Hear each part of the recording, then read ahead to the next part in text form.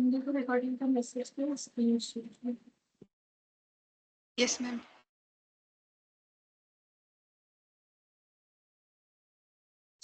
हम लोग इक्वेशन जो है वो पढ़ रहे थे, ठीक है। तो इसमें एक्सरसाइज ई क्या 4 तक हम लोगों ने किया हुआ था और 5 से 11 मैंने होमवर्क दिया था। तो पहले वो देखेंगे, फिर आज जो है क्वाड्रेटिक इक्वेशन हम लोग स्टार्ट करेंगे। तो स्क्रीन में पीडीएफ लेते हैं।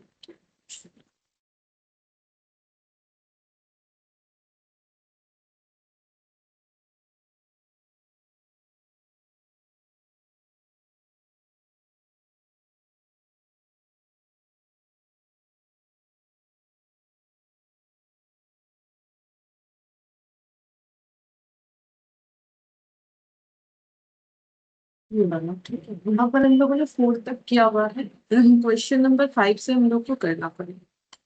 ठीक है, तो क्वेश्चन नंबर 5 में क्या बोला है? क्वेश्चन नंबर 5 में बोला है the wages of 8 men and 6 boys amount to 33। मतलब 8 8 मेन और 6 बॉयज को जो वेजेस यानी पेमेंट किया जाता है वो रुपीज में 33 है। If 4 main earn 4.50 more than 5 boys, हो रहा है कि वो हो रहा है 4 लोगों का जो अर्निंग है वो 5 बॉयज से 4.50 ज्यादा है। Determine the wages of each man and boy. तो एक एक मैन और एक एक बॉय का जो है वेजेस कितना है वो हमें फाइंड आउट करना है। तो एक एक का मतलब पर पर्सन, ठीक है। अब पर पर्सन में 2 कैटेगरी दिया है, मैन और बॉय, ठीक है।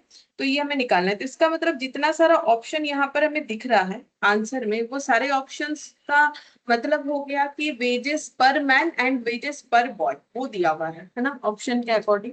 तो अब हम लोग ऑप्शन से इस क्वेश्चन का आंसर आराम से निकाल सकते हैं। अगर हम लोग ऑप्शन ए के साथ जाए, ठीक है, कैसे निकालना चाहिए ये थोड़ा सा करके देखना पड़ेगा। तो हम यहाँ पर कर रहे हैं 5th नंबर, ठीक है। तो अगर ऑप्शन ए के साथ जाए तो ऑप्शन ए में देखो क्या आंसर है, 1.50 और 3। 1.50 और 3 दिया हुआ है, ठीक है। तो ये पहला वाला मेन के लिए बिलोंग करेगा, दूसरा वाला बॉय के लिए। ऐसा कैसे पता चला? बिकॉज क्वेश्चन में जैसे पूछेगा, अगर मैन एंड बॉय दिया हुआ है तो आंसर का जो अरेंजमेंट है वो भी मैन एंड बॉय उसी हिसाब से है, ठीक है। अच्छा, तो तुम लोग बोलो अगर एक पर्सन का इतना इतना है तो 8 मेन और 6 बॉयज का कितना होगा क्या? और टोटल करने से 33 आ रहा है कि नहीं? अगर आ रहा है तो ये आंसर होगा, नहीं आ रहा है तो नहीं होगा। बोलो।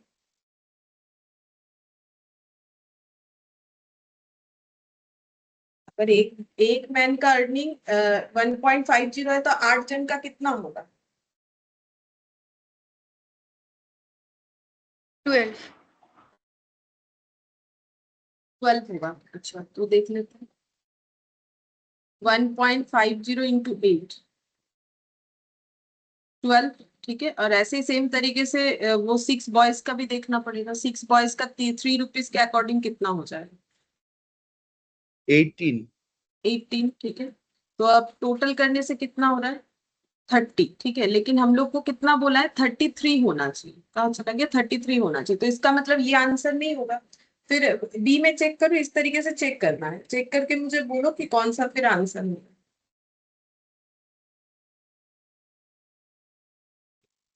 आसान है, इसमें चेक कर ही सकते हैं। फिर बी वाला चेक कर।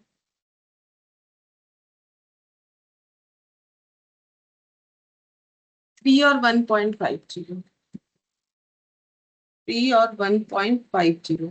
तो 3 इंटू 8, 1.50 इंटू 6, तो ये होता है 24। और 6 इंटू 1.5 कितना होता है? मैंने कैलकुलेटर नहीं निकाला, बताओ तुम। बोलो कितना। 9। अच्छा, ये दोनों ऐड करने से 33। 33, ठीक है। अब जैसे ही पहला कंडीशन फुलफिल हुआ, अब सेकंड कंडीशन पे भी ट्राई कर लेना चाहिए, क्योंकि हो सकता है कि सेकंड कंडीशन इस पे फुलफिल हो ना हो। देख लेते हैं। 4 मैन का अर्निंग बोल रहा है 5 बॉयज के अर्निंग से 4.5 रुपए ज्यादा है। तो 4 मैन का अर्निंग कितना होगा? अगर एक मैन का 3 है तो 4 का कितना हो जाएगा? 12, इस ऑप्शन के अकॉर्डिंग। और 1.50 के अकॉर्डिंग 5 बॉयज का अर्निंग कितना हो जाएगा? कितना हो रहा है? 7 पॉइंट 7.5। और इन दोनों का डिफरेंस कितना आना चाहिए? इन दोनों का डिफरेंस आना चाहिए, पता चला गया मेरा क्वेश्चन ये रहा, ये आना चाहिए 4.50। क्या आ रहा है? Yes, ma'am. तो इसका मतलब आंसर हम लोग का ऑप्शन बी हो जाएगा 5 का। तो यहाँ मैंने लिख रखा, तो ये हो गया। अच्छा, अब सिक्स नंबर पे, a number consisting of two digits is 4 times the sum of digit, and if say 27 be added to it, the digits are reversed, the number is। ठीक है, तो बोला है a number consist of two digit, एक number है जिसमें दो digit है, two digits is 4 times the sum of its digits. ठीक है, तो जो दो डिजिट्स है, दोनों डिजिट का सम करने से उसका 4 टाइम्स करने से वही नंबर आना चाहिए, ये बोल रहा है। और अगर 27 उसमें ऐड करेंगे तो डिजिट रिवर्स हो जाएगा। तो पहले 63 पे ट्राई करते हैं। ठीक है, तो 63 जो है उसका एडिशन करो, दोनों डिजिट का कितना होगा, 6 + 3 9। ठीक है, तो हमें क्या करना है, सम ऑफ इट्स डिजिट्स इसका 4 टाइम्स करना है। तो 4 टाइम्स करने से कितना आ रहा है, 36, लेकिन कितना आना चाहिए था, 63। तो इसका मतलब ये वाला ऑप्शन नहीं होगा। 35, 3 + 5 8, 8 का 4 टाइम्स करेंगे, कितना आ गया, 32, नहीं हो रहा है। ठीक है, फिर 36, तो 3 + 6 तो कितना हो गया, 9, 9 का 4 टाइम्स करने से कितना आ गया, 36। इसका मतलब पहला कंडीशन फुलफिल हुआ कि डिजिट्स का सम करने के बाद उसका 4 टाइम्स करने से वही नंबर आ जाएगा। अब इसी नंबर में अगर 27 ऐड करेंगे तो डिजिट रिवर्स होना चाहिए, मतलब 36 का 63 हो जाना चाहिए। क्या 36 और 27 ऐड करने से 63 होता है, चेक करके देख लो।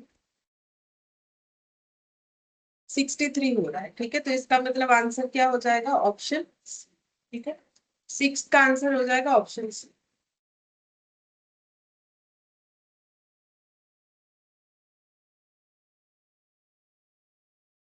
7।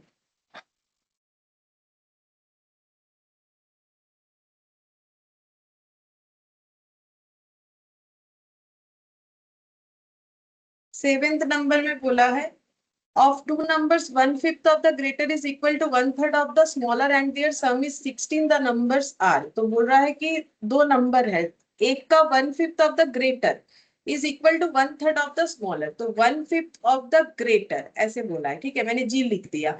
बोल रहा है ये इक्वल है 1/3 of the smaller का। ठीक है, और वो दोनों नंबर के सम 16 होंगे। तो हमें ऑप्शन के साथ चेक करना है।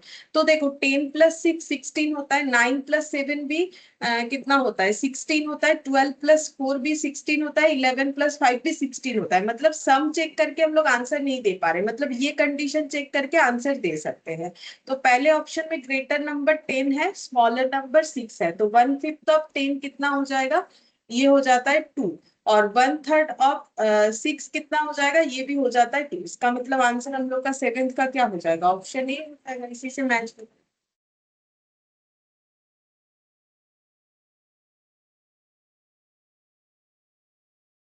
7th का आंसर ऑप्शन ए हो जाएगा।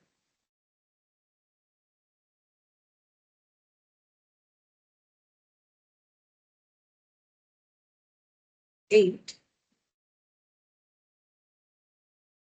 y is older than x by 7 years. 15 years back, x's age was 3/4 of y's age, their present age। तो ये x और y का present age दिया है, तो बोल रहा है y is older than x by 7 years। तो पहला कंडीशन ये है।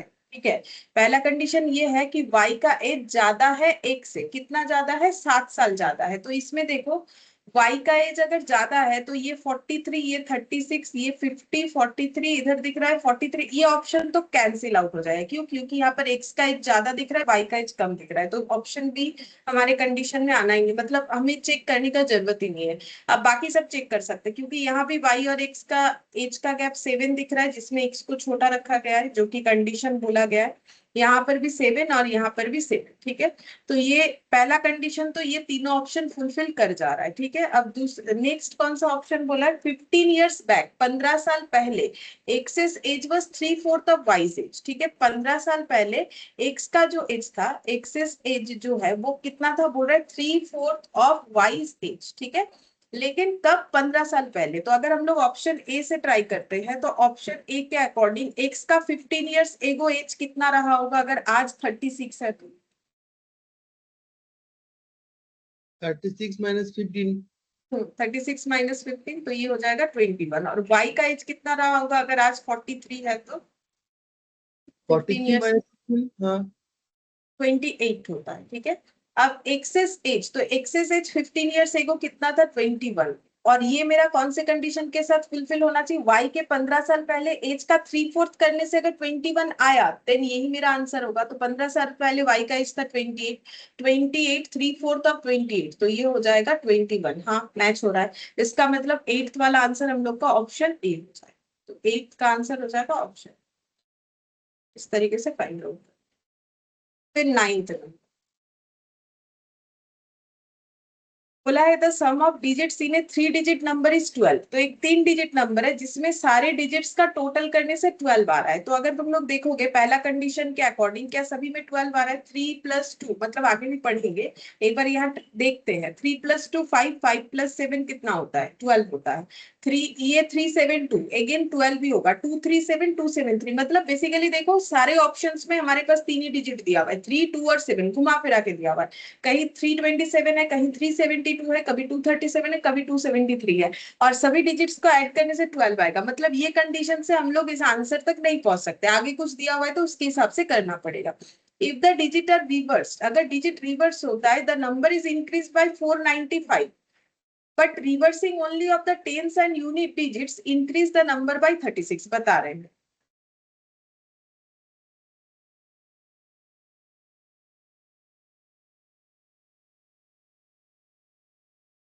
बता रहे हैं if the digit are reverse, तो सबसे पहले रिवर्स, अगर 327 का हम रिवर्स पूछे तो कितना होगा, पहले वो बताओ। 327 का रिवर्स कितना होता है, रिवर्स मतलब जस्ट ऑपोजिट लिखना। जैसे 327 लिखे हो उल्टा लिखना है, उल्टा लिखना होता है।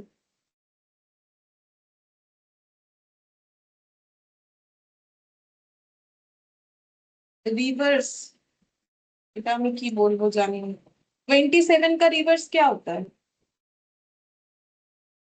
72।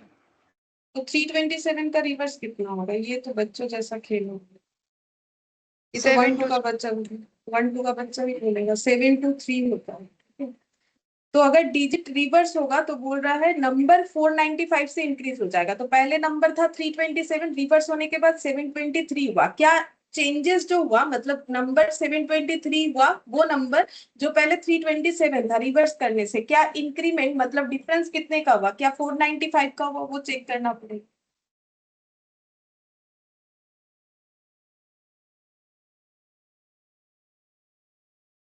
माइनस मेरा गलत हो गया लग रहा है, यही आंसर है 723 माइनस 327।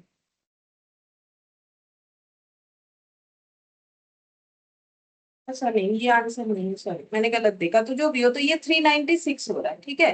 तो इसका मतलब ये ऑप्शन में ट्राई नहीं करेंगे, क्योंकि हमें आंसर बोला है कि डिजिट रिवर्स होने के बाद आंसर 495 से इंक्रीज होगा, मेरा तो 396 है। सेम तरीके से बी पे चेक कर,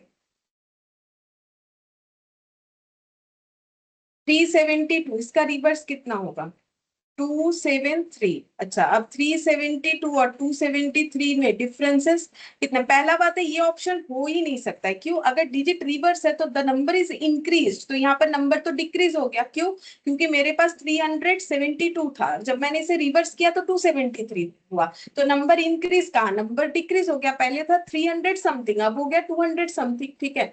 मतलब तो फिर मेरा ये वाला ऑप्शन तो चेक करने का जरूरत ही नहीं, हम सी से चेक करते हैं, ठीक है। सी में मेरा ऑप्शन नंबर, ऑप्शन सी है, सही है, ऑप्शन सी होगा। तो 237 मेरा नंबर है, इसको रिवर्स करने से 732 हो जाएगा, और इसमें इंक्रीमेंट हुआ है, और इंक्रीमेंट कितने का होना चाहिए, 495, आई थिंक ये वाला ही आंसर है। यही वाला आंसर है, 495 हो गया, इंक्रीज हो गया, ठीक है। पहला बात है ये कंडीशन फुलफिल हो गया। दूसरा 12 तो सभी में सेटिस्फाई हो ही रहा था, अब बोल रहा है अगर सिर्फ टेंस वाला डिजिट और यूनिट प्लेस का digit increase, sorry, but reversing only of the tens and unit digit increases the number by 36, लेकिन यहाँ पर ये कंडीशन भी हमें चेक कर लेना चाहिए। तो मेरा ओरिजिनल नंबर था 237, ठीक है। अब सेकेंड कंडीशन ये बोला है कि अगर हम लोग सिर्फ टेंथ और यूनिट प्लेस के डिजिट को रिवर्स कर रहे हैं, ठीक है, तो बोलो यूनिट प्लेस में कौन सा डिजिट है, टेंथ प्लेस में कौन सा है, लास्ट दिन सिखा दिया था। यूनिट प्लेस में 7, 10 प्लेस में 3। तो फिर कितना हो जाएगा नंबर, 73. 27. 273 होगा, 2 अपने जगह पे फिक्स रहेगा, 273 होगा। तो बोल रहा है अगर ऐसा चेंज करते हैं तो बोल रहा है कि नंबर 36 बढ़ेगा। तो पहले नंबर था 237, अभी हुआ 273। 273 और 237 में इंक्रीमेंट क्या, चेंजेस क्या 36 का हो रहा है, देख लो। हाँ मैम 36 हो रहा है। 36 हो रहा है, तो इसका मतलब आंसर यही वाला होगा, ऑप्शन सी हो जाएगा 9th का।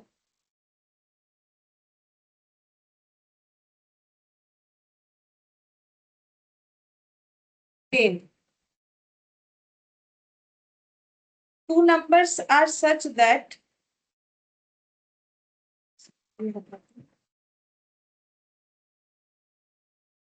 बोल रहा है two numbers are such that twice the greater number exceed twice the smaller one by 18। बोल रहा है दो नंबर ऐसे हैं, अगर बड़े वाले नंबर का ट्वाइस यानी दो गुना करते हैं, वो बढ़ जाता है स्मॉलर वाले नंबर को भी अगर ट्वाइस करते हैं, मतलब बड़े वाले नंबर को भी दो गुना करना है, छोटे वाले नंबर को भी दो गुना करना है, तो इससे जो इंक्रीमेंट हो रहा है वो 18 का होगा। पहला बात है। दूसरा, 1/3 of the smaller and 1/5 of the greater number are together 21। अगर हम लोग स्मॉलर का 1/3 और ग्रेटर का 1/5 करते हैं, फिर जो आंसर आता है उसको टोटल करते हैं तो 21 आएगा। तो नंबर कौन सा है, तो हम लोग चेक करके मुझे भाई।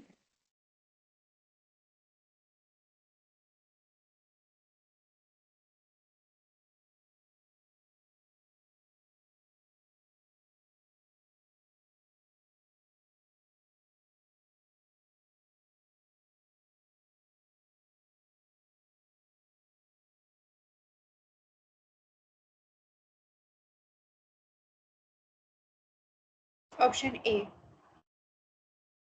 ऑप्शन ए, ठीक है, चेक करें। ऑप्शन ए,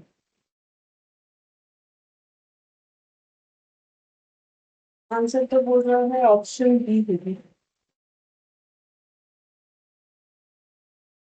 अच्छा, तो यहाँ पर लेकिन नंबर जो दिया हुआ है, ये जो अरेंजमेंट है, ये two numbers are such that twice the greater, पहला नंबर, पहला आंसर ग्रेटर वाला होना चाहिए, दूसरा वाला ही स्मॉलर वाला होगा। ये चीज यहाँ पर पॉइंट टू बी नोटेड है। जैसे कि 36-45 जो है चेक कर रहे हो, वो ठीक हुआ है, आंसर 36-45 होगा, लेकिन 45-36 भी तो दिया हुआ है, तो फिर कौन सा आंसर होना चाहिए? क्योंकि जैसे हमें क्वेश्चन में लैंग्वेज देगा, तो पहले लैंग्वेज में अगर मेरे पास ग्रेटर बात हुआ है कि स्मॉलर, क्योंकि पहले क्वेश्चन के लैंग्वेज में ग्रेटर बात पहले दिया हुआ है, तो इसका मतलब ग्रेटर वाला नंबर पहले हमारे पास ऑप्शन में होना चाहिए। मतलब 45 और 36 जो सीक्वेंस में दिया हुआ है वो मेरा सही आंसर है। अगर हम 36-45 लिख के आ जाएंगे तो ये गलत हो जाएगा, ठीक है, इसीलिए ये कंफ्यूज करने के लिए दिया हुआ है। मेरा बात समझ में आया कि क्यों बी होगा? Yes, ma'am. ठीक है, अब पहले चेक कर लेते हैं कि बी है कि नहीं। ठीक है, तो ए से चेक करोगे तो भी पता चल जाएगा, बिकॉज ऑप्शंस तो दोनों में सेम ही है, 36-45, 45-36, लेकिन ग्रेटर नंबर 45, बिकॉज 45 बड़ा है, स्मॉलर नंबर 36 क्योंकि वो छोटा है। लेकिन हमें आंसर कौन सा देना चाहिए? तो क्वेश्चन में जो लैंग्वेज पहले यूज होगा, तो ग्रेटर वाला लैंग्वेज पहले यूज है, मतलब मुझे 45-36 के हिसाब से आंसर देने से तो ही सही होगा, अदरवाइज नहीं होगा। ठीक है, अब हम लोग चेक करेंगे, देखो यहाँ पर चेक करते हैं। जैसे बोला है ट्वाइस द ग्रेटर नंबर, तो 45 ग्रेटर नंबर है, इसका ट्वाइस करेंगे तो ये हो गया 90, और स्मॉलर का भी ट्वाइस करेंगे, मतलब 36 का दो गुना 72। ठीक है, तो 18 ज्यादा होना चाहिए, तो 18 ही हो रहा है। ठीक है, ये देखो माइनस करने से 18 हो रहा है। और 1/3 ऑफ द स्मॉलर, तो 45 का 1/3, और 1/5 ऑफ द ग्रेटर,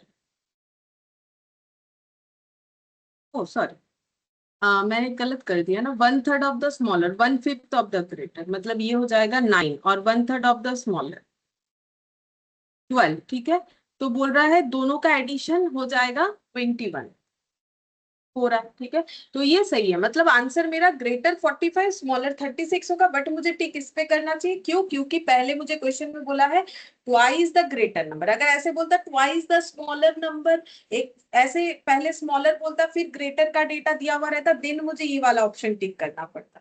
तो ये चीज हमेशा क्वेश्चन में हमें ध्यान रखना है। 10th का आंसर हो जाएगा B. 11. The demand and supply equation for a certain commodity, कोई एक कॉमोडिटी है, कॉमोडिटी यानी गुड्स, सामान जो भी बोलो, ठीक है। तो डिमांड और सप्लाई, तो ये डिमांड पहले दिया हुआ है, तो ये डिमांड का इक्वेशन हो गया इसका मतलब। And P equal to this one, P का मतलब मेरे हिसाब से प्राइस होता है, हाँ ये देखो, respectively where P is the market price and Q is the quantity. अच्छा, ये P और Q इक्वेशन में क्या है, P है प्राइस और Q है quantity. Then the equilibrium price and quantity, equilibrium price and quantity कितना होगा ये हमें पूछा है। तो ये इकोनॉमिक्स का बात है, इक्विलिब्रियम प्राइस एंड कमोडिटी, मतलब ये पूछ रहा है कि कौन से, ये जो आंसर दिया हुआ है ना, ये प्राइस और क्वांटिटी का दिया है, कॉमोडिटी बोल रहे हैं, सॉरी, प्राइस और क्वांटिटी का दिया है, बोल रहे कितने प्राइस और कितने क्वांटिटी में ये बराबर हो जाएंगे, इक्विलिब्रियम हो जाएगा, ठीक है। तो कैसे करके कैलकुलेट करेंगे, तो हमें प्राइस का इक्वेशन दिया हुआ है, देखो हम यहाँ पर करके दिखा रहे हैं, तो यहाँ तो जगह है ही नहीं, यहाँ बन जाएगा, यहाँ बना के दिखा देते हैं, हो जाएगा। तो ये देखो, मुझे P दिया हुआ है Q/3, P का वैल्यू दिया हुआ है Q/3 और 7/4, ठीक है। अब इसमें हम क्या करेंगे, पुट करके देखेंगे प्राइस, तो ये इक्वेशन सेटिस्फाई होने से ही हुआ, ठीक है। तो ये सभी प्राइस का ऑप्शन है, ये ऑप्शन ए में 2 प्राइस है, ऑप्शन बी में 3 प्राइस है, ऑप्शन सी में 5 प्राइस है। अगर हम पहले ऑप्शन ए से ट्राई करते हैं तो प्राइस मेरा 2 है, तो इसका मतलब पी के जगह मुझे 2 पुट करना चाहिए, है ना। तो पी के जगह हम 2 पुट करेंगे, तो फिर मेरा ये कितना आ जाएगा, ये देखो, पी के जगह मैंने 2 पुट कर दिया, 2 इक्वल टू Q/3 प्लस 7/4, ठीक है। तो फिर कितना हो जाएगा, Q/3 इक्वल टू 7/4 -2,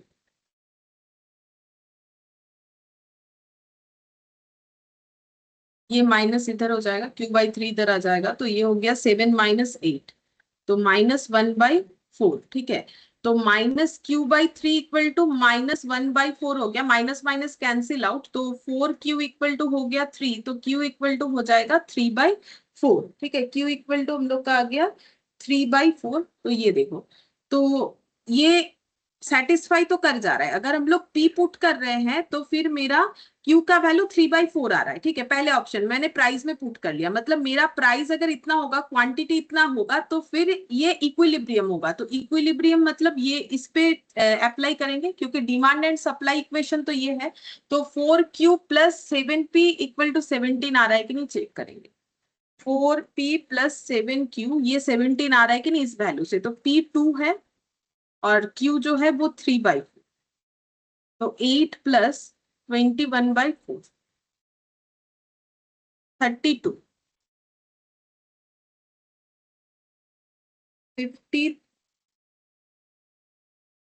53 आ रहा है।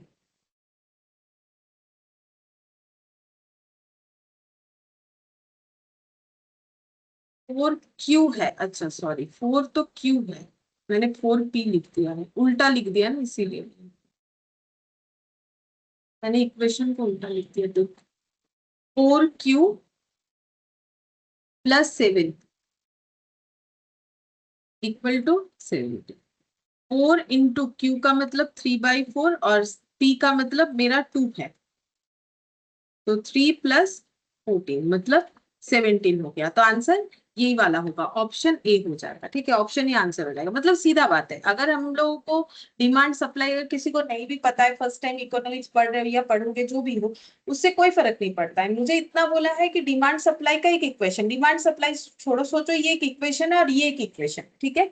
और अब हमें बोल रहा है कि then the equilibrium price and quantity, तो price for P, quantity for Q, तो बोल रहे पी और क्यू का वैल्यू क्या होगा। अगर हम लोग ऐसे ही सोचे कि हमें 2 इक्वेशन दिया हुआ, ये वाला और ये वाला, बोला है पी और क्यू का वैल्यू क्या होगा, मतलब ये पी का वैल्यू, ये क्यू का वैल्यू दिया, अगर ये दोनों वैल्यू इस दोनों इक्वेशन को सेटिस्फाई कर जाएगा तो फिर यही मेरा आंसर होगा, नहीं हुआ तो फिर दूसरा देखना चाहिए। तो मैंने पहले क्या किया, इस इक्वेशन में ये 2 पुट किया P के जगह, तो मुझे Q मिल गया, फिर उस Q क्यों मुझे 3/4 मिला, तो पहला बात है 2 पुट करने से मुझे 3/4 मिल गया, ठीक है, जो कि यहाँ ऑप्शन में गिवन था। अब यही 2 और 3/4 को यहाँ पुट किया तो मुझे 17 मिल गया, मतलब ये 2 और 3/4 ये दोनों इक्वेशन को सेटिस्फाई कर रहा है, इसका मतलब यही मेरा आंसर होगा।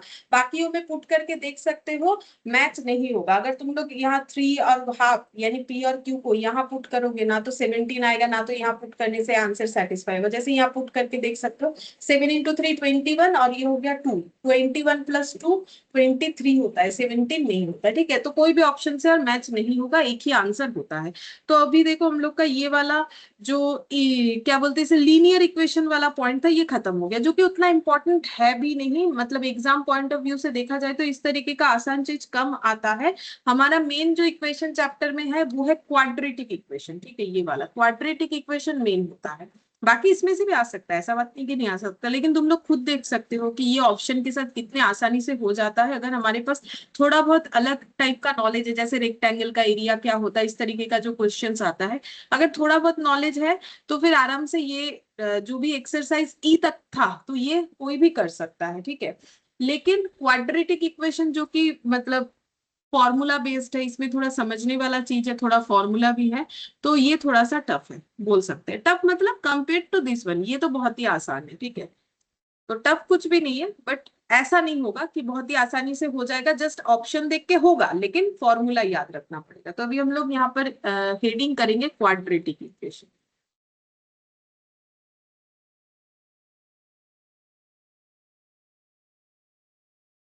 ठीक है, क्वाड्रेटिक इक्वेशन एक्चुअली क्वाड्रेटिक जो लैंग्वेज है वो एक लैटिन वर्ड है, ठीक है। तो जो क्वाड लैटिन वर्ड एक्चुअली है क्वाड्रेटस, क्वाड्रेटस से क्वाड्रेटिक आया, क्वाड्रेटस का मतलब ही होता है स्क्वायर।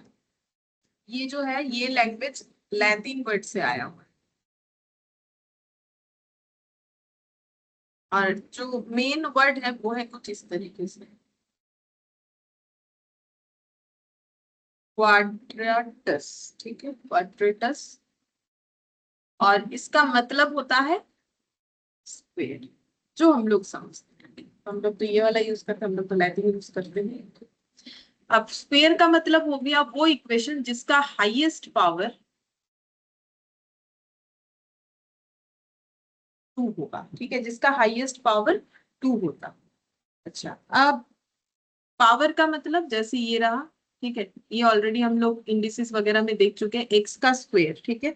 तो एक्स को बोला जाता है बेस, ये लॉगरिथम में भी मैंने सिखा दिया है, और ये 2 को बोला जाता है पावर, या फिर इसे एक्सपोनेंट भी बोलते हैं, ठीक है।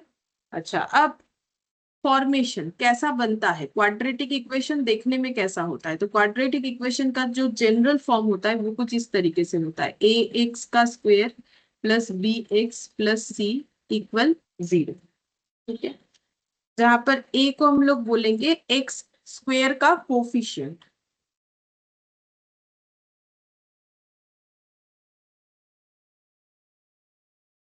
बी को बोलेंगे कोफिशिएंट ऑफ एक्स, एंड ये कांस्टेंट भी होता है, मतलब इसका एक कांस्टेंट वैल्यू हमें जरूर दिया जाएगा क्वेश्चन, और सी सिर्फ कांस्टेंट, और एक्स जो है वो वेरिएबल होता है।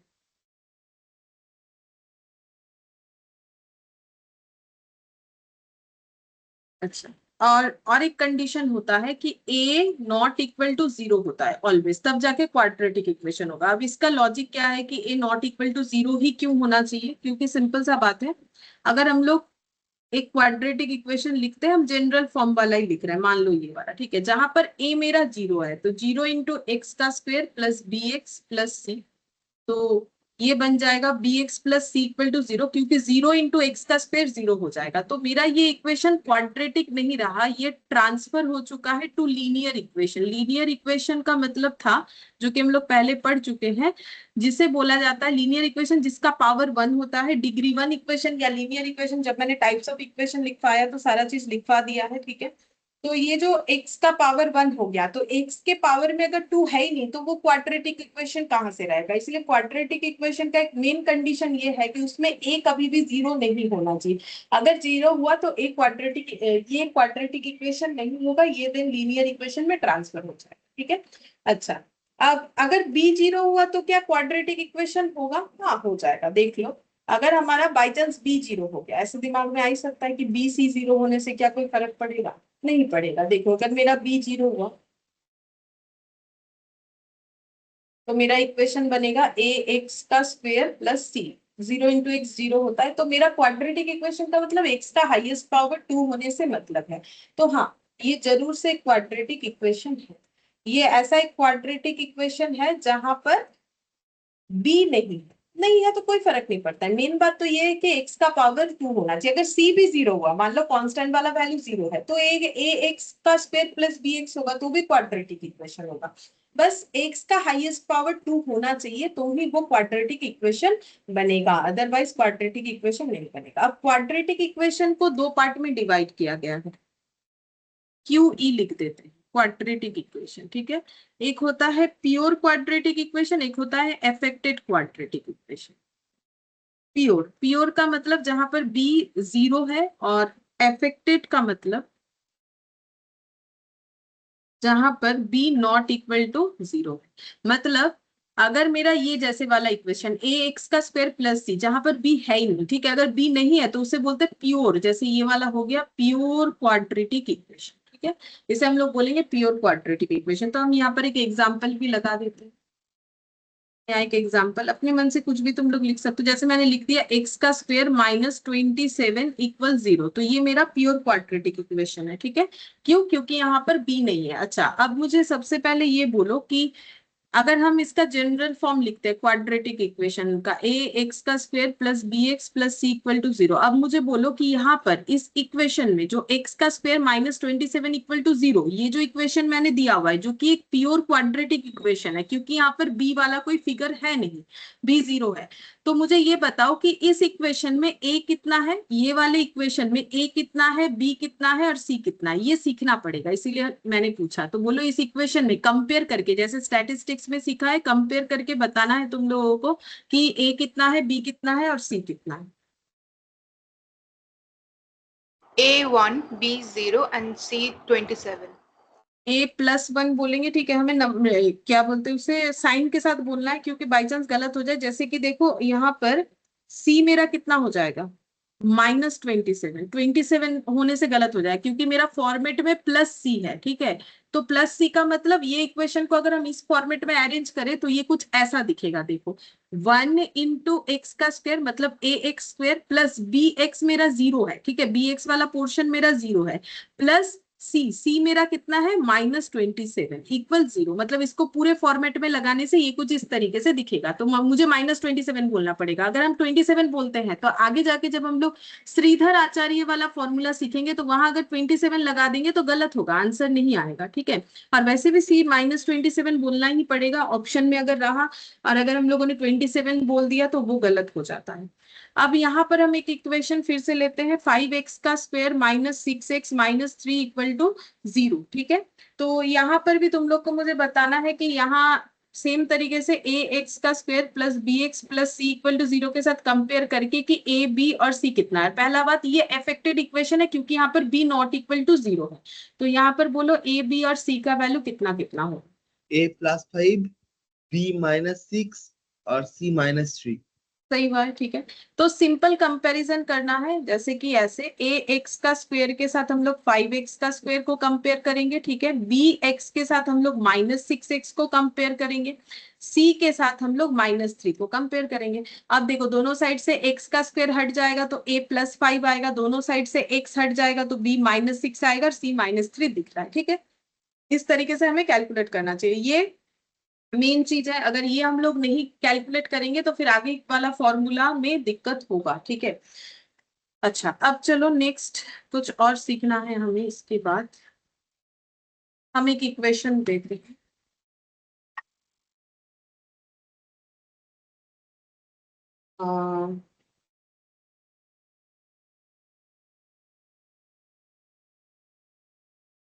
एक इक्वेशन लिखते हैं, एक्स का स्क्वायर -4 इक्वल टू जीरो। तो यहां से तुम लोग मुझे बताओ कि एक्स का वैल्यू कितना। फाइंड एक्स मतलब सोल्यूशन, एक्स का सोल्यूशन या रूट जो भी बोलो कितना हो। 2 होगा। +2। हाँ +2। नहीं, गलत। एक्स का स्क्वायर -4 इक्वल टू 0, एक्स का स्क्वायर इक्वल टू 4 होगा, तो एक्स इक्वल टू √4, और √4 का मतलब होता है +-2। ठीक है, सिर्फ +2 भी नहीं, सिर्फ -2 भी नहीं। जब हम लोग ऐसे करते हैं तो इसे हमें बोलना पड़ता है, अगर हम लोग सिर्फ 2 लिखेंगे जैसे तुम लोग बोल रहे हो तो ये रॉन्ग आंसर है। ठीक है, हमें हमेशा लिखना पड़ेगा +-2 जब भी हम लोग स्क्वायर करते हैं। क्यों? क्योंकि अगर हम लोग 2 × 2 करते हैं तो भी 4 आता है, और अगर हम लोग -2 × -2 करते हैं तो भी 4 आता है। इसीलिए जब भी हम लोग स्क्वायर रूट करते हैं तो उसका आंसर प्लस माइनस में आता है। ठीक है, तो मतलब एक्स का यहाँ पर 2 आंसर होगा। और वैसे भी देखो, अगर मेरा डिग्री 2 इक्वेशन है, मतलब एक्स का पावर अगर 2 है, तो मेरा एक्स का सोल्यूशन भी 2 आएगा, 2 सोल्यूशन आएगा, या 2 रूट आएगा, या 2 आंसर आएगा। तो एक्स का यहाँ 2 आंसर है, एक्स का एक आंसर है +2, एक्स का दूसरा आंसर है -2। तो ये हमेशा याद रखो, कहीं पर भी अगर मेरा x का पावर 2 है तो मेरा x का 2 आंसर आएगा, x का पावर 1 है तो एक ही आंसर आएगा, अगर 3 है तो 3 आंसर आएगा। तो फिर यहाँ पर तो तुम लोगों के हिसाब से एक आंसर आ रहा है क्योंकि तुम लोग सिर्फ +2 ले रहे हो। लेकिन अगर किसी चीज का स्क्वायर रूट होता है तो उसका आंसर हमेशा प्लस माइनस में आता है, तो हम लोग सब जगह यूज नहीं करते हैं, जरूरत नहीं पड़ता है। जैसे मान लो अगर हम लोग का कोई आंसर, ये प्योर इक्वेशन पढ़ रहे हैं तो यहाँ पर इस चीज को माइन्यूटली समझना जरूरी है। अब जैसे मान लो हम लोग ऐसा कोई इक्वेशन बना के किसी का एज निकाल रहे हैं, ठीक है, एक हम लोगों ने किसी का एज माना है, तो एज तो नेगेटिव में होता नहीं है, देन 2 आया, 2 लिख दिया, खत्म बात। ठीक है, तो फिर वहां पर हमें ये चीज को कंसीडर करना नहीं होता। मान लो हम लोग एक्स डिस्टेंस निकाल रहे हैं तो डिस्टेंस भी नेगेटिव में नहीं होता है, देन हम लोग का +2 आंसर है, हम लोग लिख के निकल गए, कोई दिक्कत नहीं है। लेकिन आंसर दोनों ही होता है। बट हमें, अगर तुम लोग कभी 9-10 में ऐसा क्वेश्चन किए हो, या फिर जो मतलब কি বলে ওটাকে বাংলাতে, পরিমিতি যেগুলো হতো, কি বলে ওটাকে বাংলাতে, অনেকদিন হয়েছে আমি ভুলে গেছি কি জিনিস বলে ওগুলো, যেগুলো জ্যামিতিতে যে প্রশ্নগুলো থাকতো, ওই যে পরিসংখ্যান। हाँ, यही धरনের জিনিসগুলো।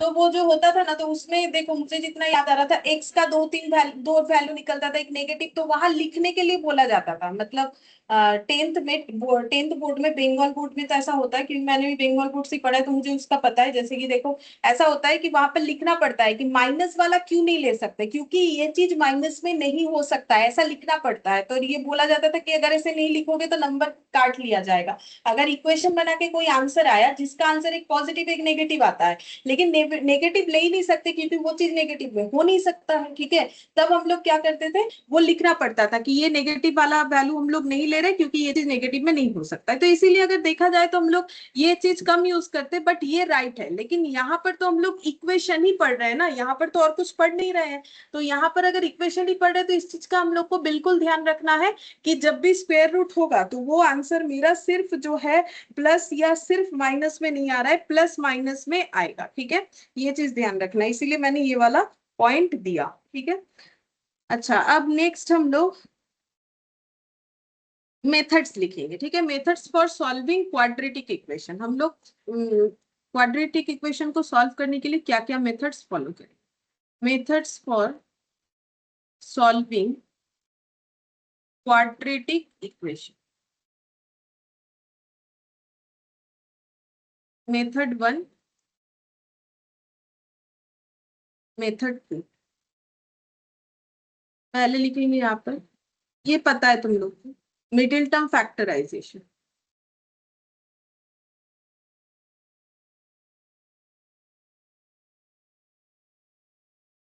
या फिर इसका ही दूसरा नाम होता है ट्रायल एंड एरर मेथड। जो मिडिल टर्म्स बोलते हैं, नॉर्मली हम लोग मिडिल टर्म वाला ही ज्यादा यूज करते हैं लैंग्वेज, लेकिन इसको ट्रायल एंड एरर मेथड भी बोला जाता है।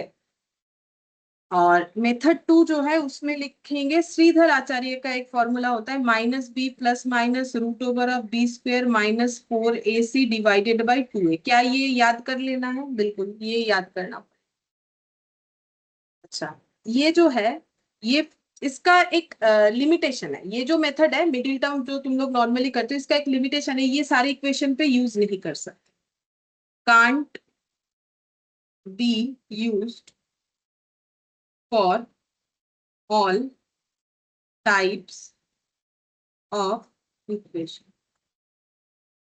लेकिन ये जो है ना, ये मतलब क्या बोले, ये गोल्डन फॉर्मूला है, कहीं पर भी किसी भी इक्वेशन में पुट कर सकते हो, कितना भी खराब हो इक्वेशन, खराब का मतलब है कि कितना भी टफ हो, कैसा भी आड़ा टेढ़ा उसमें इक्वेशन क्यों ना हो, इसको यूज करोगे कोई भी इक्वेशन से आंसर आ जाएगा, कोई भी इक्वेशन का आंसर आ जाएगा, ठीक है। Can be applied in any equation, root वाला हो या जो भी हो, कितना ही भयंकर टाइप का इक्वेशन क्यों ना दे दे, ये फॉर्मूला सभी को मतलब सभी का सोल्यूशन निकाल के दे देगा, बट मिडिल टर्म फैक्टराइजेशन से नहीं होगा। जिसका हम एक प्रूफ दिखाते हैं, जैसे कि मान लो कि हम एक एग्जाम्पल लेते हैं,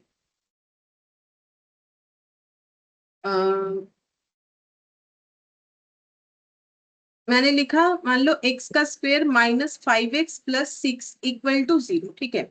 ये वाला जो इक्वेशन है, ये पहले हम लोग मिडिल टर्म से ट्राई करेंगे, मिडिल टर्म से आई थिंक हो जाएगा, उसके बाद हम लोग श्रीधर आचार्य वाले मतलब मेथड 1 मेथड 2 दोनों से ही करके दिखाएंगे, ठीक है। तो मेथड 1 में जो मिडिल टर्म फैक्टराइजेशन होता है वहां हमें क्या करना पड़ता है, सबसे पहले इस इक्वेशन का, वैसे देखो तुम लोग को पता है, तुम लोग 6 का एलसीएम करके मिडिल टर्म कर सकते हो, बट अगर किसी को मिडिल टर्म नहीं पता है, कोई क्लास देखेगा बाद में, ठीक है, तो फिर उसके लिए देखो यहाँ पर सबसे पहले ए बी और सी हमें आइडेंटिफाई करना पड़ेगा। तो यहाँ पर ए कितना है +1, ठीक है, बी कितना है -5 और सी कितना है +6, ठीक है। हाँ, अब हमें क्या करना पड़ता है, सबसे पहले a इंटू सी करना पड़ता है, मिडिल टर्म का रूल्स होता है। अब देखो नॉर्मली तुम लोग 6 का एलसीएम करना स्टार्ट कर दे तो वो बात अलग है, अगर यहाँ 2 होता ना तो एलसीएम 6 इंटू 2 12 का करना पड़ता है, इसीलिए रूल्स पता होना जरूरी है। हमें सबसे पहले a इंटू सी करना चाहिए, तो 1 इंटू 6, क्योंकि दोनों ही पॉजिटिव है तो ये हो गया 6, ठीक है। ये करने के बाद क्या करना है, इस 6 का हमें करना होता है एलसीएम, ठीक है। तो हम लोग एलसीएम माने जेटा के बांग्लाते लसागु बोले, तो ये हो गया 2 3 6, ठीक है, और 3 1 3, ठीक है। अब यहाँ पर ये जो 2 3 और 1 फैक्टर्स आया, हमें कोशिश करना है इस फैक्टर्स को यूज करके हम लोग कैसे 5 लाएंगे। अब इसका कैसे यूज करना है, मतलब 2 इंटू 3 इंटू 1 6, ये हो गया ये एलसीएम का आंसर। अब मुझे यहाँ देखना है कि ये 2 3 1 फैक्टर को कैसे हम 5 ला सके, उसको ऐड या लेस करके, जैसे अगर हम लिखते हैं 2 इंटू 3 6 और ये 1 फैक्टर को -1 करते हैं तो मुझे 5 मिल जाएगा। तो इस तरीके से मुझे ट्राई करना है, या फिर 2 इंटू 1 2 हो गया और +3 कर दिया तो भी 5 आ रहा है, तो कौन सा लेने से मेरे यहाँ इक्वेशन में सेटिस्फाई होगा वो मुझे देखना पड़ेगा। तो हम इसको इस तरीके से करते हैं, बहुत से लोग अलग अलग तरीके से सीखते हैं, तो मैंने जैसे सीखा है हम सिखा रहे हैं। अगर तुम लोग किसी और तरीके से सीखे हो तो उसी को फॉलो करो, मेरा वाला मत करो, क्योंकि बचपन से जो सीखे हो वो करने से ज्यादा याद होगा, ठीक है। और अगर बाई चांस नहीं सीखा हुआ है तो फिर या भूल गए हो तो मेरा वाला भी कर सकते हो। तो एक्स का स्क्वायर ऐसे रखेंगे, मुझे 5 को मुझे चेंज करना है, कैसे, ये एलसीएम वाले फैक्टर से चेंज करना है, बाकी डेटा एज इट इज रहेगा, ठीक है। तो सबसे पहले मुझे a इंटू सी करना चाहिए, ठीक है, जो भी आंसर निकल के आएगा उसका मुझे करना चाहिए एलसीएम।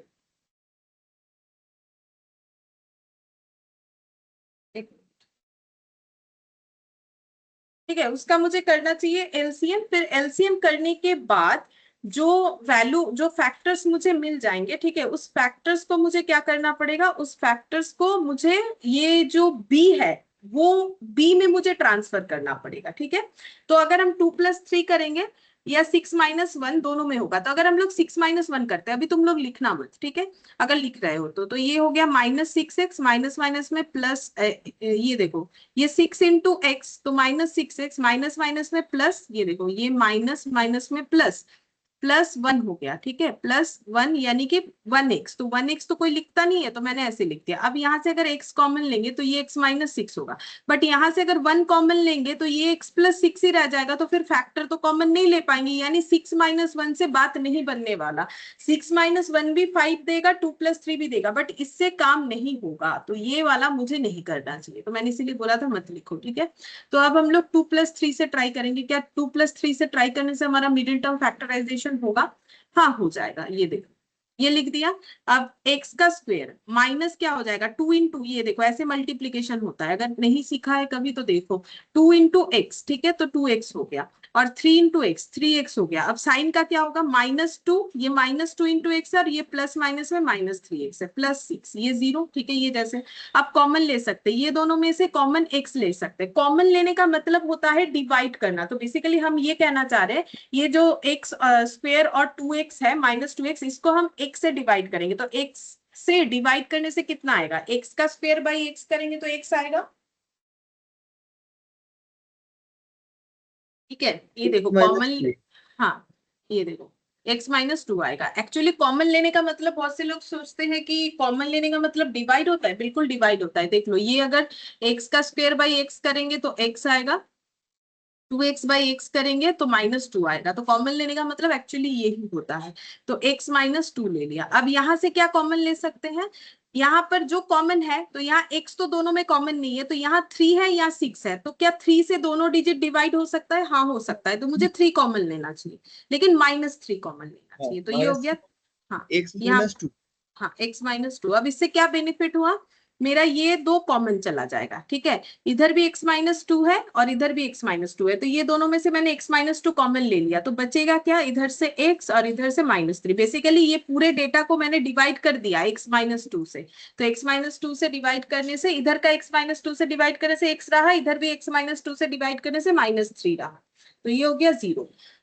अब यहाँ पर इससे हम लोग ये बोल सकते हैं कि x minus two equal to, इसका दो आंसर आएगा। देखो कैसे, ऐसे लिखते हैं,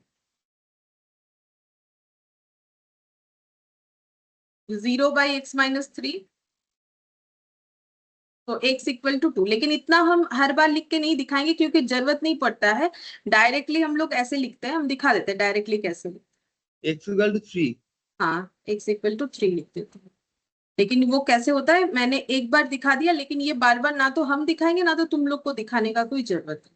ऐसे तुम लोग को दिखाना तो कुछ है ही नहीं, वहां तो जो है ऑप्शन के हिसाब से करना है। तो ये हो गया x इक्वल टू 3, लेकिन इस तरीके से होता है। लेकिन हम लोग ये इतना प्रोसेस फॉलो नहीं करेंगे। इसके बाद सिंपल लिखेंगे x minus two 0 then x equal to 2, x minus 3 0 then x equal to 3। तो बहुत से लोगों को लगता है कि ऐसा कैसे पॉसिबल है कि दिस वन 0 दिस वन। तो ये नीचे का एक्सप्लेनेशन देख लो, दोनों इंटू है तो x को लेफ्ट हैंड साइड रखा, x माइनस टू को, फिर बाकी इधर ट्रांसफर किया तो 0 आया, तो x2 आ गया, देन सेम प्रोसेस से x3 आ गया। तो आंसर 2 और 3 बार। तो जैसे मैंने बोला था, अगर क्वाड्रेटिक इक्वेशन है, पावर में 2 है, तो x का 2 आंसर आएगा। अब ये मिडिल टर्म फैक्टराइजेशन करके हो गया। इसे ट्रायल एंड एरर भी बोलते हैं। अब ट्रायल एरर क्यों बोलते हैं, ये देखो ट्राई एंड एरर हुआ ना। जैसे पहले मैंने 6 माइनस 1 से ट्राई किया, फिर 2 प्लस 3 से ट्राई किया, तो इसका, इसी वजह से इसका नाम है ट्रायल एंड एरर मेथड। अच्छा, अब अगर इस क्वेश्चन को हम लोग क्या मेथड 2 से कर सकते, बिल्कुल कर सकते, क्योंकि हमें बोला गया है कि ये जो है दुनिया की किसी भी इक्वेशन को सॉल्व कर देगा ये फॉर्मूला। चलो देखते हैं। तो हम लोग मेथड 2 से ट्राई करते हैं। तो मेथड 2 में हमें एक फॉर्मूला याद रखना पड़ता है, that is x equal to minus B plus minus root over of B square minus 4ac divided by 2a। ये है श्रीधर आचार्य का फॉर्मूला। अगर तुम लोग गूगल करोगे तो वहां भी तुम लोग को मिल जाएगा श्रीधर आचार्य का फॉर्मूला। ये देखो,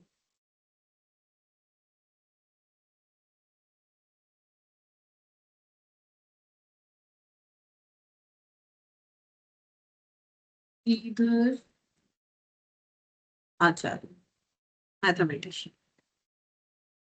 दिख रहा है इनका फॉर्मूला? ठीक है, तुम लोग इस पे और भी देख सकते हो गूगल वगैरह करके, अगर इंटरेस्ट है तो। ठीक है, पढ़ सकते हो इनके बारे में, मिल जाएगा। तो minus B square minus 4ac divided by. अच्छा, तो यहाँ पर माइनस बी कितना है, मतलब बी कितना है, ये हम लोग ऑलरेडी एक बार निकाल चुके हैं। यहाँ पर ये रहा। ठीक है, ये जो निकाला है ये यूज कर लेंगे। तो बी है -5, तो यहाँ पर माइनस है फॉर्मूले में और -5 लगेगा, इसीलिए साइन को आइडेंटिफाई करना बहुत जरूरी है कि बी का डेटा कितना है, माइनस है कि प्लस, ए कितना है। ठीक है, तो इसीलिए माइनस साइन बहुत इंपॉर्टेंट है। तो बी स्क्वायर तो -5 का होल स्क्वायर 4 इंटू ए इंटू सी। तो ए कितना है, ए है 1 और सी है 6। तो क्योंकि प्लस है तो मैंने फिर ऐसे ही लिख दिया। माइनस होने से थोड़ा ध्यान ज्यादा रखना पड़ता है। ठीक है, और ए है मेरा 1। ठीक है, अब इसका सोल्यूशन करेंगे तो माइनस इंटू -5 मतलब +5 हो गया, plus minus root over of 25 minus ये हो गया 24 डिवाइडेड बाई 2 इंटू 1 यानी 2। तो 5 प्लस माइनस ये हो गया 1 डिवाइडेड बाई 2। तो 5 प्लस माइनस, अब रूट ओवर ऑफ 1 मतलब कितना होता है, 1 ही होगा। ठीक है, तो यहाँ पर आंसर कितना हो जाएगा, 5 प्लस 1/2 एक बार और 5 माइनस 1/2 एक बार। तो 4/2, सॉरी 6/2, और ये हो गया 4/2। तो आंसर हो गया 3,2। तो देखो यहाँ भी 3,2 आया। बाकी अगर देखा जाए तो श्रीधर आचार्य वाले फॉर्मूले से बहुत जल्दी होता है compare to middle term factorization. Formula थोड़ा याद करना पड़ता है, बाकी वो तो देखो प्रैक्टिस के साथ याद हो जाता है। लेकिन ये अगर फॉर्मूला याद कर लिया तो कहीं पर भी कोई भी इक्वेशन बहुत ही आसानी से सॉल्व कर लो, कि बस ABC सही तरीके से आइडेंटिफाई होने चाहिए और फॉर्मूला याद होना चाहिए प्रॉपरली, ठीक है। तो ये हो गया, दोनों मेथड से इक्वेशन सॉल्व हो गया। अब हम जो बोल रहे थे कि कुछ ऐसे इक्वेशन होते हैं जो मिडिल टर्म से सॉल्व नहीं होंगे, जैसे कि एक example 2x square minus 6x minus 3 equal to 0, इसको मिडिल टर्म करके ट्राई करके देख लो, नहीं होगा, ठीक है। जब मिडिल टर्म करेंगे सबसे पहले कितने का एलसीएम होगा बताओ। अगर इसका मिडिल टर्म करते हैं, होगा नहीं, वो तो प्रूफ करके दिखाएंगे, पहले बोलो कितने का एलसीएम होगा। 6 का एलसीएम होगा। हाँ 6 का एलसीएम, तो 2 3 3 1, ठीक है। तो 6 हो गया 2 इंटू 3 इंटू 1। अब ये 2 3 1 का यूज करके मुझे 6 लाना है, तो कैसे होगा, क्या कुछ ट्राई कर सकते हैं। हाँ 5 + 1 करके देख सकते हैं। नहीं 5 तो हो ही नहीं रहा फैक्टर में, तो 5 + 1 कैसे करें। क्या किसी तरीके से इससे कुछ भी निकल रहा है, नहीं निकल रहा है, देखो कुछ भी नहीं होगा, नहीं होगा, হবে না, देखो कोनो भाभी হবে ना, किसी भी तरीके से हम लोग 6 ला ही नहीं सकते। अगर 2 इंटू 1 करेंगे तो ये 2 हो जाएगा और ये 3 बचेगा। 3 + 2 करने से भी 6 नहीं है, 3 - 2 करने से भी नहीं है। अगर 3 इंटू 1 कर लोगे और 2 तो भी नहीं होगा, किसी भी तरीके से नहीं होगा, तो हो गया ना फेलियर, मेथड 1 फेल हो गया, ठीक है। तो अब हाथ में एक ही ऑप्शन बचा है, दैट इज श्रीधर आचार्य वाला फॉर्मूला। उसके लिए सिंपल ABC आइडेंटिफाई करो। तो A कितना है +2, B -6, C -3। अब हम लोग श्रीधर आचार्य वाला फॉर्मूला लगाएं, -B + minus √B² -4AC divided by 2A। तो -B मतलब माइनस ऑफ -6 + -√(-6 का होल स्क्वायर -4AC मतलब 2 इंटू C मतलब -3 और डिवाइडेड बाय 2 इंटू A। अब चेक करते हैं कितना आएगा। तो ये हो जाएगा, देखो +6 हो गया +√36 माइनस ये माइनस माइनस में प्लस हो जाएगा। देखो तो पहले मल्टीप्लाई कर लेते, 3 इंटू 2 6, 6 इंटू 4 24 और माइनस माइनस में प्लस हो जाएगा, ठीक है।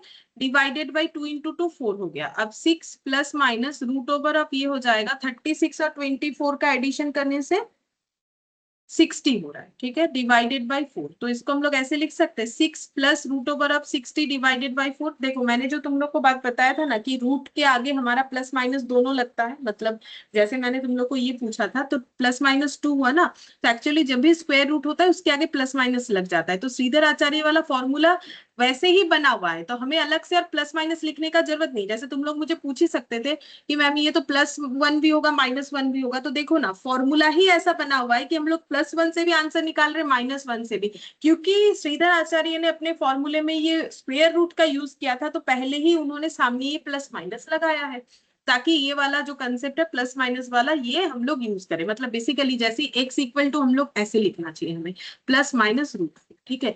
हमेशा जब भी रूट होगा आगे प्लस माइनस लिखना चाहिए। अब अगर हमारा आंसर माइनस चीजों को सेटिस्फाई नहीं करता है तो फिर हम लोग प्लस वाला डेटा लेंगे, ठीक है। तो ये बन गया। तो ये प्लस माइनस से एक प्लस से आंसर आएगा और एक माइनस से आंसर आएगा। अब इसको अगर हम लोग चाहे तो आगे और भी सॉल्व कर सकते हैं। कैसे सॉल्व करोगे, तो 60 का तुम लोग को करना है एलसीएम। तो 60 का एलसीएम कितना हो जाएगा,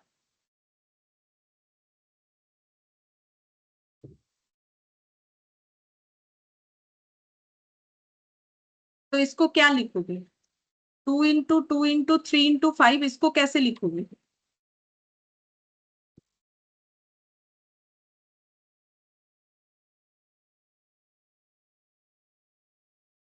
अगर इसका ये 60 तो रूट है ना, हाँ √2 इंटू 2 इंटू 5 इंटू 3 होगा पहले, उसके बाद 2 बाहर आएगा और 3 और 5 उसका अंदर रहेगा, रूट सही के है। अंदर।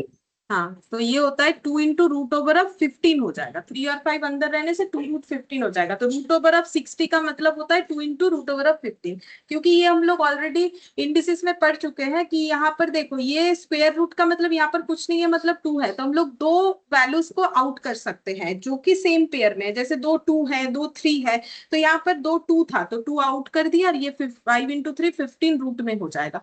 तो अब हम लोग ऐसे लिख सकते हैं 16 प्लस 2 रूट 15 बाई 4, और ये हो जाएगा 6 माइनस 2 रूट 15 बाई 4। अच्छा, अब और भी इसे जो है हम लोग सिंप्लीफाई कर सकते हैं 2 कॉमन लेके, तो यहाँ पर कितना बचेगा 3 plus root over of 15 by 4, और यहाँ पर कितना बचेगा,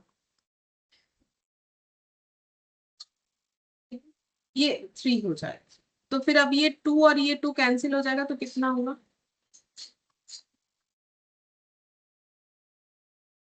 ये आंसर हो जाएगा, ये 2 हो जाएगा। देख लो, ठीक है, समझ में आ गया सोल्यूशन कैसे होगा। अब इतना तक मैंने इसीलिए कर दिया, इससे ज्यादा सिंप्लीफाई और ये नहीं हो सकता है, ठीक है। तो जितना मैक्सिमम सिंप्लीफाई हो सकता है मैंने कर दिया। अब इस तरीके का सिंप्लीफिकेशन तुम लोग को खुद करना पड़ेगा जब क्वेश्चन में आएगा, ठीक है। और अगर मान लो क्वेश्चन में इतना नहीं है ऑप्शन, यहीं पर इस तरीके का ऑप्शन दिया हुआ है, तब तो ठीक है, तो फिर इसी पे टिक करके आ जाओगे, ठीक है। बाकी मैक्स टू मैक्स इतना सिंप्लीफाई हो सकता है, ठीक है। अच्छा, अब हम लोग नेक्स्ट यहाँ पर लिखेंगे how to construct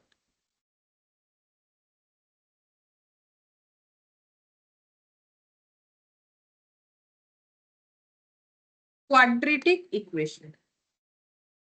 quadratic equation को कैसे हम लोग कंस्ट्रक्ट कर सकते हैं, ठीक है। तो ये इस तरीके से बनेगा, एक्स स्क्वेयर, ये तो होगा ही क्योंकि जब तक एक्स के पावर में 2 नहीं हुआ तब तक वो क्वाड्रेटिक इक्वेशन नहीं होगा। फिर हो जाएगा सम ऑफ रूट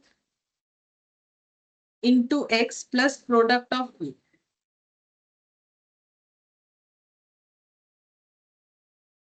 इक्वल 0, ठीक है। अच्छा, अब रूट क्या होता है, तो देखो यहां पर फिर लिखते हैं नंबर ऑफ रूट और solution of quadratic equation is always 2। 2 मतलब वैल्यू नहीं, क्वांटिटी, क्वांटिटी, ठीक है। क्वाड्रेटिक इक्वेशन का जो आंसर आता है एक्स का, उसमें 2 वैल्यू आता है, ठीक है। ये 2 का मतलब ये नहीं बोल रहे कि सभी क्वाड्रेटिक इक्वेशन का आंसर 2 आएगा। 2 का मतलब बोल रहा है कि क्वांटिटी में 2। जैसे देखो 2 आंसर आया, 3 plus root 15 by 2, 3 minus root 15 by 2, यहाँ पर 2 आंसर आया 3,2, ठीक है। वही सेम सोल्यूशन था 3,2, तो वही चीज बोल रहे हैं कि 2 आंसर आएगा।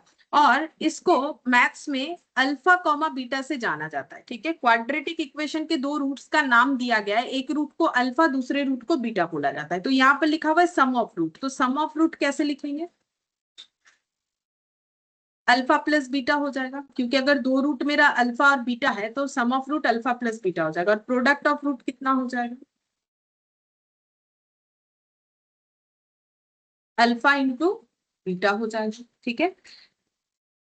अब इसका भी एक वैल्यू है, अल्फा प्लस बीटा का वैल्यू होता है माइनस बी बाई ए, ये याद रखना है। और अल्फा इंटू बीटा का वैल्यू होता है सी बाई ए। अब ये b by a c by a कहाँ से मिलेगा, हम लोग क्वाड्रेटिक इक्वेशन में सीखे ना कैसे बी निकालना है, कैसे ए निकालना है, कैसे सी निकालना है, उसी का यूज करके हम लोग ये कर सकते हैं, ठीक है।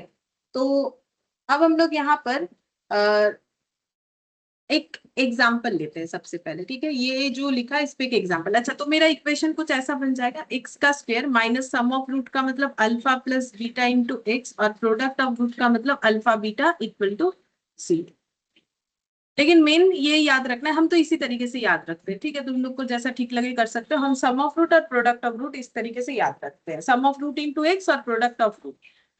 अच्छा, अब एक क्वेश्चन लेते हैं,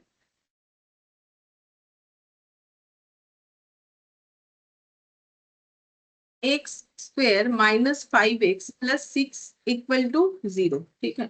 अब यहाँ पर मैंने लिख दिया find alpha plus beta and alpha beta, ये वाला बताओ क्या है। ये मैंने एक इक्वेशन दिया है जो कि क्वाड्रेटिक इक्वेशन है, मुझे अल्फा प्लस बीटा और अल्फा बीटा निकाल के बताना है। बोलो कितना।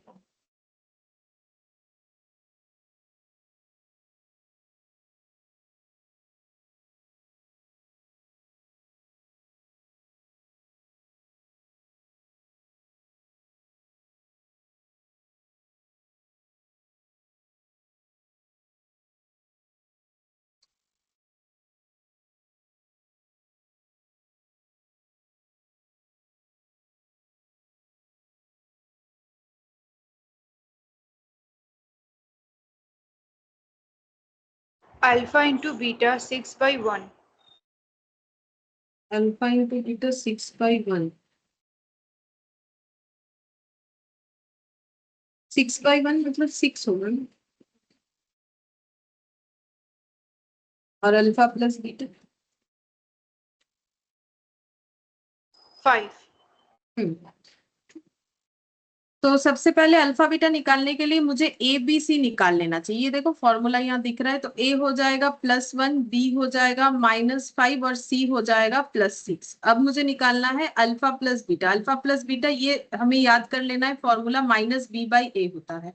तो माइनस और b का वैल्यू है -5 डिवाइडेड बाई ए है मेरा +1, तो इसमें आंसर हो गया 5/1 यानी कि 5। और अल्फा इंटू बीटा, तो अल्फा इंटू बीटा हो जाएगा c/a, तो c कितना है +6 और a कितना है +1, तो ये आंसर हो जाएगा 6। तो एक होता है 5 और दूसरा हो गया हम लोग का 6 हो गया। ठीक है, ये आंसर आ गया, एक 5 और दूसरा 6 हो गया। ठीक है,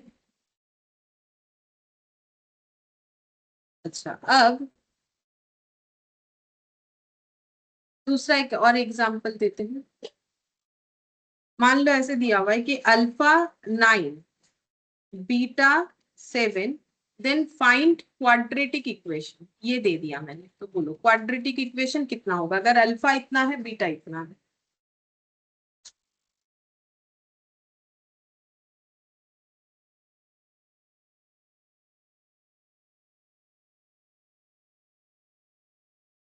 फॉर्मूला में देख के बस पुट ही तो करना।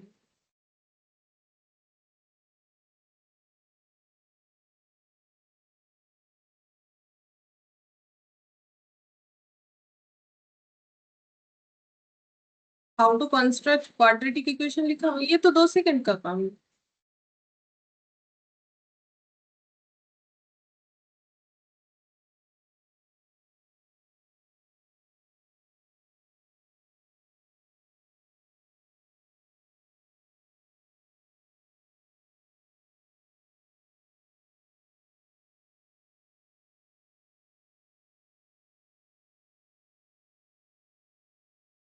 X squared minus 16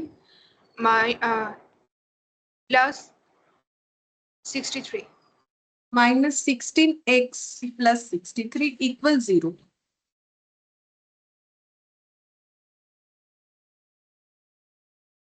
ये है फॉर्मूला। ठीक है, तो 0 ये बोलना है क्योंकि इक्वेशन का इधर उधर होगा और x भी लिखना पड़ेगा, अगर x नहीं लिखेंगे तो गलत हो जाएगा। 9 + 7x + 9 × 7।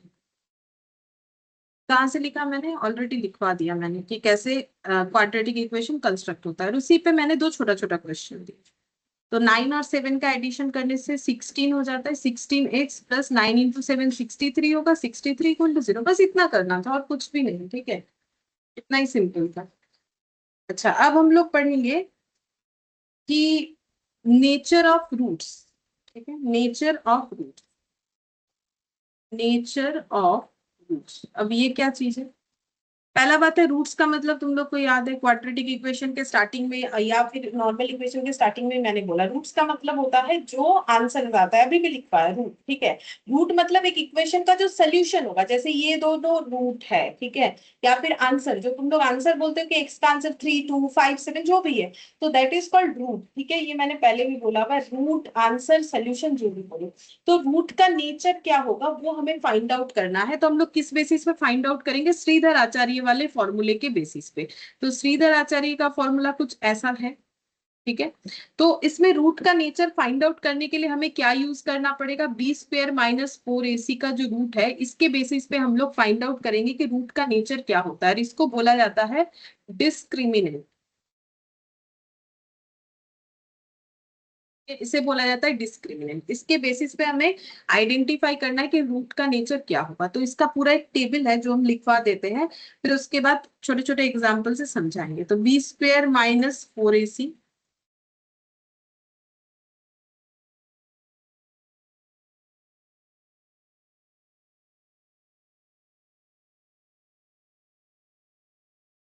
Less than 0 equal to 0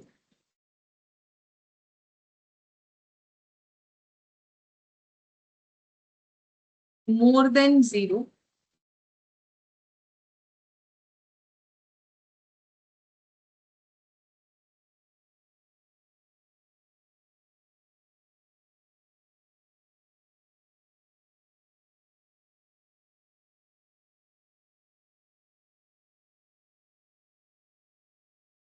perfect square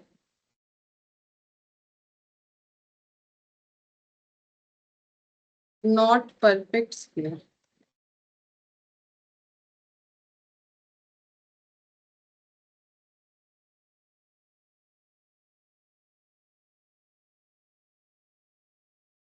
less than 0 इसके नीचे लिखना है roots are imaginary and unequal. Roots are imaginary and unequal। Equal to 0 के नीचे लिखना है roots are real and equal. Roots are real and equal. Perfect square के नीचे लिखना है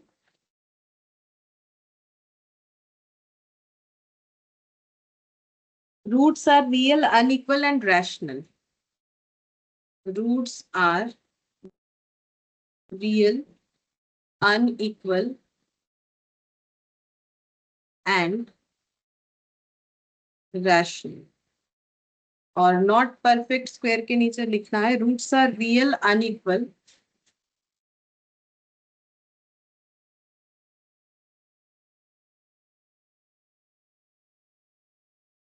एंड इररेशनल।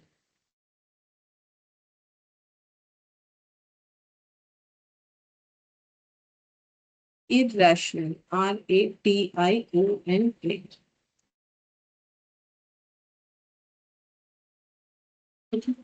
ये टेबल हम लोग को फॉलो करना पड़ेगा, ठीक है। अच्छा अब हम एक एक चीज समझा देते हैं, रटने का जरूरत नहीं, हम समझा देंगे, ठीक है। बस तुम लोग कंसंट्रेशन के साथ सुनो तो ही समझ पाओगे। तो अगर मेरा B square minus 4ac less than 0 हुआ, हम एक एग्जाम्पल से समझाएंगे। जैसे हम यहाँ पर एक ले लेते हैं एग्जाम्पल इस क्वेश्चन के लिए, ठीक है। मान लो मेरा आंसर आ रहा है, सारी चीजों को सॉल्व करके, हम सॉल्व नहीं करके दिखा रहे, ठीक है। मान लो मेरा ऐसा एक आंसर आया, श्रीधर आचार्य वाला फॉर्मूला यूज किया और मेरा बी स्क्वायर माइनस 4ac को सॉल्व करके ऐसा है। जैसे कि अभी थोड़ी देर पहले अगर तुम लोग देखोगे कि यहाँ पर मेरा ये सॉल्व करके आया, ठीक है, ऐसे। तो मैंने ऐसा ही एक अपने मन से डेटा लिया हुआ है, ठीक है, जिससे हम ये एग्जाम्पल को समझा सकते हैं। मैंने इक्वेशन पूरा पूरा नहीं लिखा। तो यहाँ पर ये जो रूट के अंदर डेटा है, क्योंकि मुझे ये रूट्स कैसे है, ठीक है, रूट्स यानी एक्स का सोल्यूशन कैसे होगा वो मुझे बी स्क्वायर माइनस 4ac देख के पता करना है। तो मुझे बोलो ये पूरे जगह में बी स्क्वायर माइनस 4ac का वैल्यू कितना है। ये पूरा जो मैंने डेटा लिखा है यहाँ पर बी स्क्वायर माइनस 4ac कितना है। फॉर्मूला का कौन सा पार्ट यहाँ पर, मतलब बी स्क्वायर माइनस 4ac कौन से पार्ट से, मतलब -6 का value B square minus 4ac है ना, माइनस रूट ओवर ऑफ 4 का वैल्यू ना 2 का वैल्यू। -√4। वही पूछ रहा है। तो माइनस रूट ओवर ऑफ 4 मेरा बी स्क्वायर माइनस 4ac है। तो बोलो ये माइनस रूट ओवर ऑफ 4 ये क्या सॉल्व हो सकता है। मतलब रूट के अंदर अगर माइनस वाला डेटा है, रूट के अंदर अगर माइनस वाला रूट, अगर मेरा नेगेटिव वैल्यू का रूट है, क्या वो सॉल्व होता है। नहीं पता तुम्हें, इसको इमेजिनरी नंबर बोलते हैं। तुम लोग कैलकुलेटर पे चेक करके देख सकते हो। ये माइनस, जैसे मान लो मैंने ले लिया 36, अगर 36 का रूट करोगे तो आंसर आ जाएगा 6। लेकिन वहीं पर अगर तुम लोग -36 का रूट करोगे तो देखो कैलकुलेटर क्या आंसर देता है। अगर मैंने ले लिया 36 और मुझे माइनस करना है तो मुझे ये प्लस माइनस का यूज करना पड़ेगा कैलकुलेटर पे। फिर मैंने इसका रूट कर दिया, बोला इनवैलिड इनपुट, ठीक है, जो कि तुम लोग का कैलकुलेटर नहीं बोलेगा, ये लैपटॉप के अंदर वाला कैलकुलेटर इतना लिख के दिखाता है, तुम लोग का कैलकुलेटर ई फॉर एरर दिखेगा, ठीक है, स्क्रीन जो डिस्प्ले लगा हुआ है ना छोटा सा, उसके ऊपर ई दिखता है, ई एरर, ठीक है, कि ऐसा कोई सोल्यूशन हम लोग करके नहीं दे सकते हैं। तो इसलिए देखो यहाँ मुझे लिख के बता दिया भाई इनवैलिड इनपुट डाले हो। तो कभी भी नेगेटिव वैल्यू का जो है आंसर आना पॉसिबल नहीं है, आंसर इम्पॉसिबल है, ठीक है, आंसर इम्पॉसिबल होता है, नेगेटिव रूट का आंसर इम्पॉसिबल होता है, ठीक है। तो अगर मेरा यहाँ पर नेगेटिव रूट आया है तो रूट्स आर इमेजिनरी, मतलब एक्चुअली ये root over of negative value को इमेजिनरी नंबर बोला जाता है, इमेजिनरी नंबर बोला जाता है। तो अगर मेरा बी स्क्वायर माइनस 4ac का वैल्यू माइनस में आया, ठीक है, माइनस में आने का मतलब लेस देन 0 है कि नहीं, बोलो।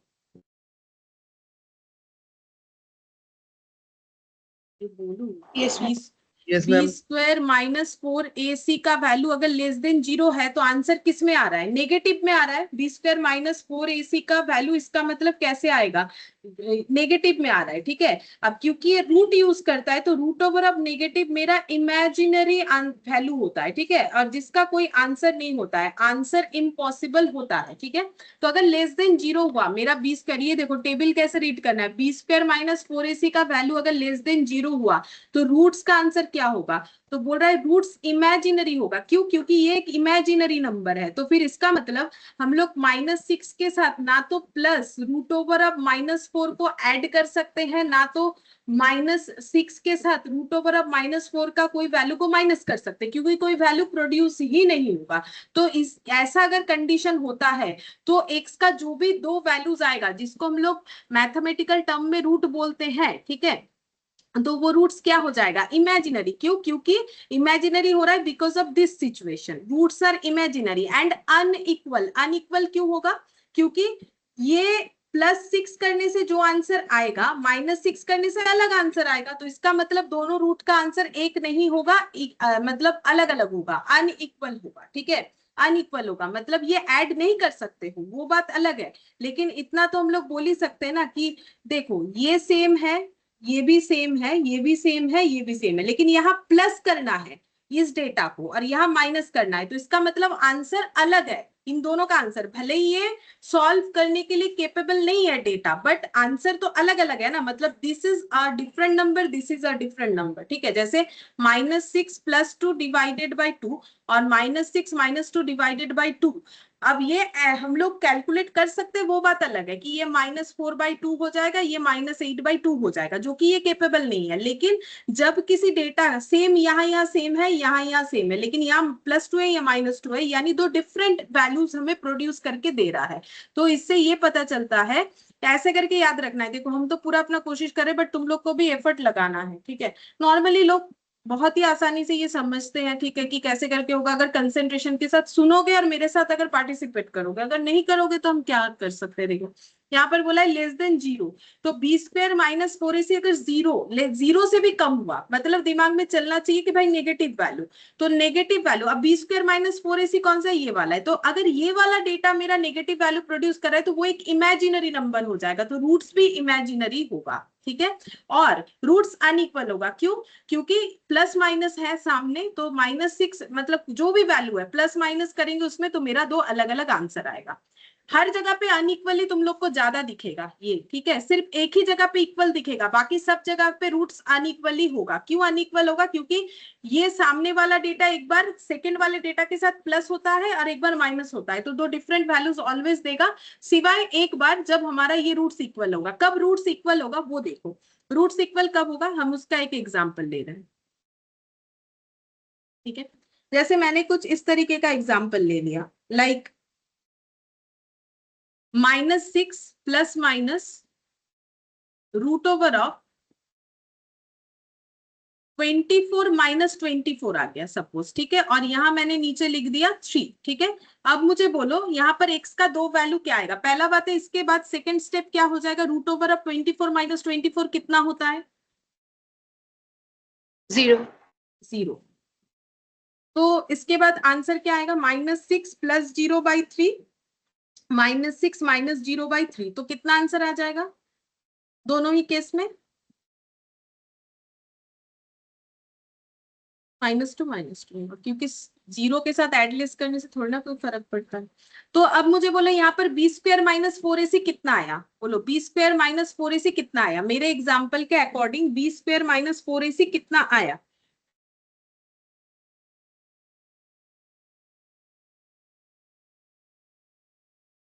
আমি একটা জিনিস বুঝতে Zero. পারছি না, এক্ষুনি তো এটা শেখালাম, এতক্ষণ লাগছে কেন? b² - Zero. 4ac जीरो आया है, ठीक है, जीरो आया, तो कंसेंट्रेशन रखो, नहीं तो कैसे होगा? b² - 4ac जीरो आया है, तो मुझे एक चीज बोलो कि मेरा इधर जो भी डेटा है इसमें ये प्लस माइनस होने से ही तो वैल्यूज चेंज होंगे ना, अदरवाइज चेंज कैसा होगा? तो अगर मेरा यहाँ पर +0 -0 है जिसका कोई इम्पैक्ट नहीं आएगा, तो अगर मेरा b² - 4ac जीरो हो गया तो मेरा रूट्स का वैल्यू क्या होगा? रूट्स का वैल्यू मेरा पहला बात है इक्वल हो जाएगा। क्यों इक्वल होगा? क्योंकि रूट्स का वैल्यू अनइक्वल होने का एक ही कारण होता है, एक बार प्लस होना एक बार माइनस होना, लेकिन यहाँ पर भी प्लस माइनस हो रहा है, लेकिन जब मेरा वैल्यू ही जीरो है तो फिर वो तो मेरा इधर वाला डेटा ही रह जाएगा। मतलब अगर मुझे ये -6 में, मतलब basically -b ±√b² - 4ac divided by 2a, this is the formula. अब ये आंसर दो अलग अलग क्यों होता है? अगर मेरा ये प्लस माइनस का वैल्यू एक बार ऐसा आया मान लो, और एक बार प्लस माइनस करके वैल्यू ऐसा आया, तब ना मेरा चेंजेस होगा। जब मेरा ये वैल्यू ही जीरो है तो मेरा ये वाला तो दोनों केसेस में सेम हो रहा है, ठीक है, तो मेरा आंसर इक्वल हुआ ना, देख लो मेरा आंसर तो इक्वल हुआ। पहला बात है इस केस में मेरा आंसर इक्वल हो जाएगा, ठीक है, क्योंकि b² - 4ac जब मेरा जीरो है तो मेरा आंसर इक्वल नहीं होने का कोई चांसेस नहीं होता है। कैसे होगा? पॉसिबल ही नहीं है, क्योंकि जब मेरा 6 में कुछ प्लस माइनस होगा ही नहीं तो मेरा आंसर अलग अलग कैसे आएगा? और ये चीज तो मेरे दोनों बार ही आंसर निकालने के लिए सेम वैल्यूज ले रहे हैं, तो +0 या +-0 कोई फर्क नहीं पड़ेगा। अगर यहाँ +2 -2 होता तो ऑब्वियसली आंसर चेंज होता। तो यही चीज बोल रहा है कि अगर मेरा b² - 4ac ही जीरो आ गया तो फिर मेरा रूट्स क्या हो जाएगा? इक्वल हो जाएगा, क्योंकि अनइक्वल होने का एक ही रीजन है प्लस माइनस b² - 4ac, इसीलिए हर जगह पे अनइक्वल दिख रहा है।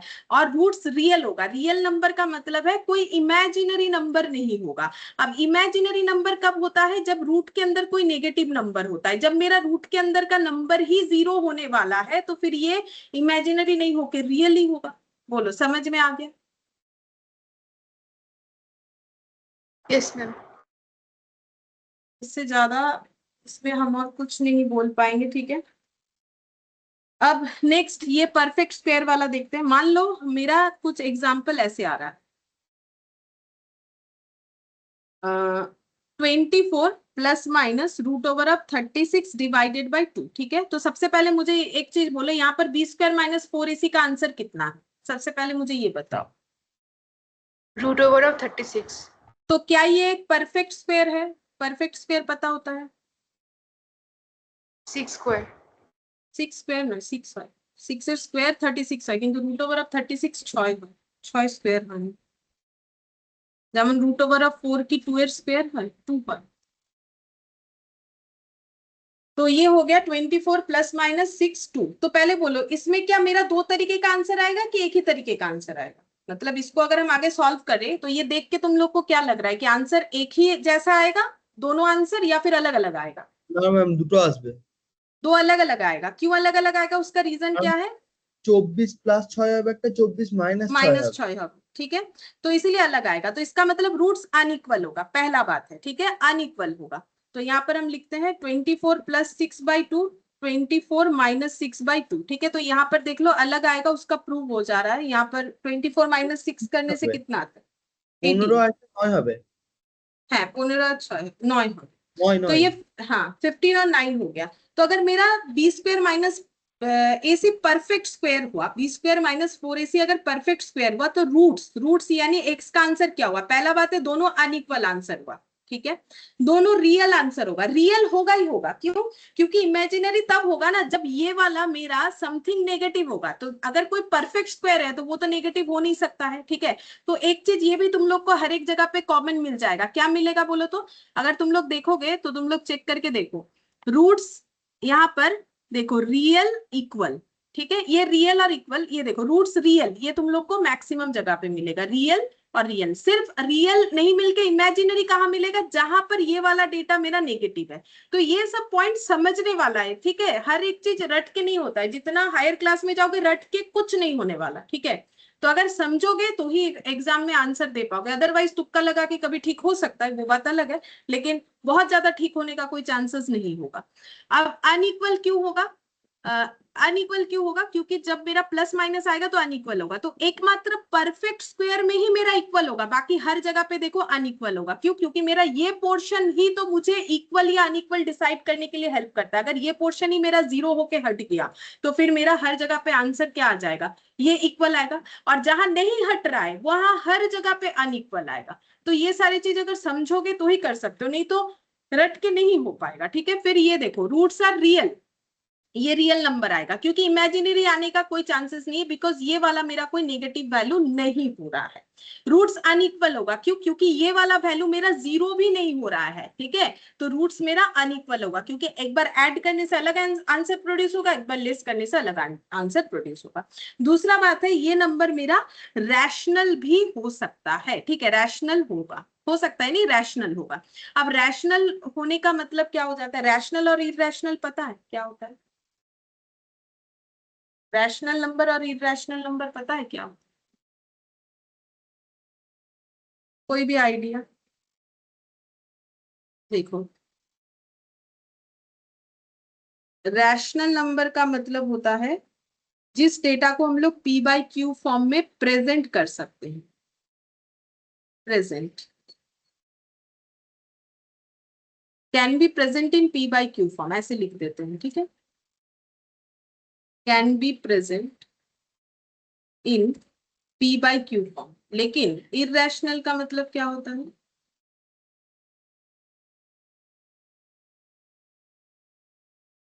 इरैशनल का मतलब होता है पी बाई क्यू फॉर्म में can't be present in P by Q form. अच्छा, अब तुम लोग मुझे ये पूछ सकते हो कि 15 और 9 को कैसे हम लोग पी बाई क्यू फॉर्म में प्रेजेंट कर सकते हैं, तो बोलो तो 15 और 9 को कैसे पी बाई क्यू फॉर्म में प्रेजेंट कर सकते हो?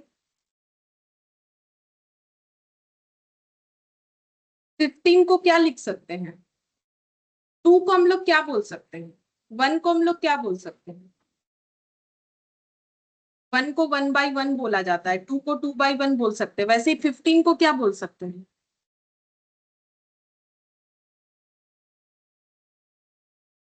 15 के नीचे ऐसा क्या लगा है कि 15 भी रहे लेकिन पी बाई क्यू फॉर्म भी बन जाए, मतलब something divided by something, numerator by denominator, lobe by her, यही भावे साजाते হবে, लॉब बाई हर।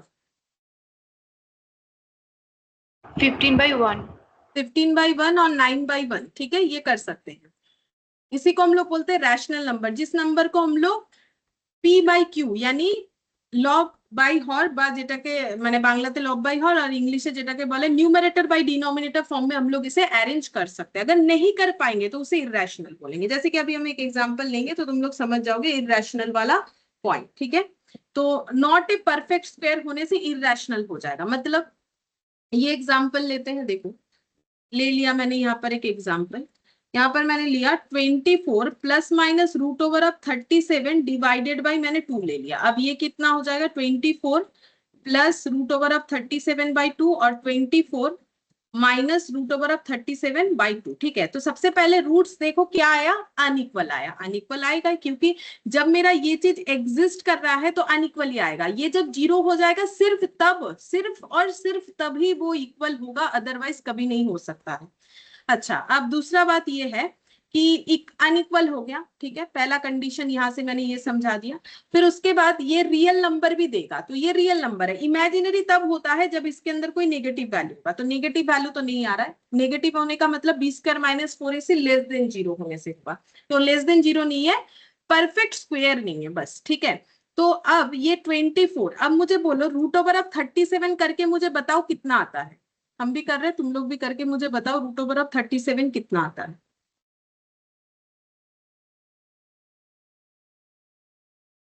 तो रूट ओवर ऑफ 37 कुछ इतना आ रहा है 6.082। तो मुझे बोलो क्या ये यहीं पर खत्म है, मतलब ये जो लास्ट वाला 2 है यहीं पर खत्म है, या फिर कैलकुलेटर का कैपेसिटी इतना है? शायद तुम लोग का इससे कम भी दिख सकता है, तुम लोग के कैलकुलेटर में कितने कैपेसिटी है उसके ऊपर डिपेंड करता है। तो क्या ये आंसर यहीं पर कंप्लीट है या फिर कैलकुलेटर का कैपेसिटी यहीं तक लिमिटेड है?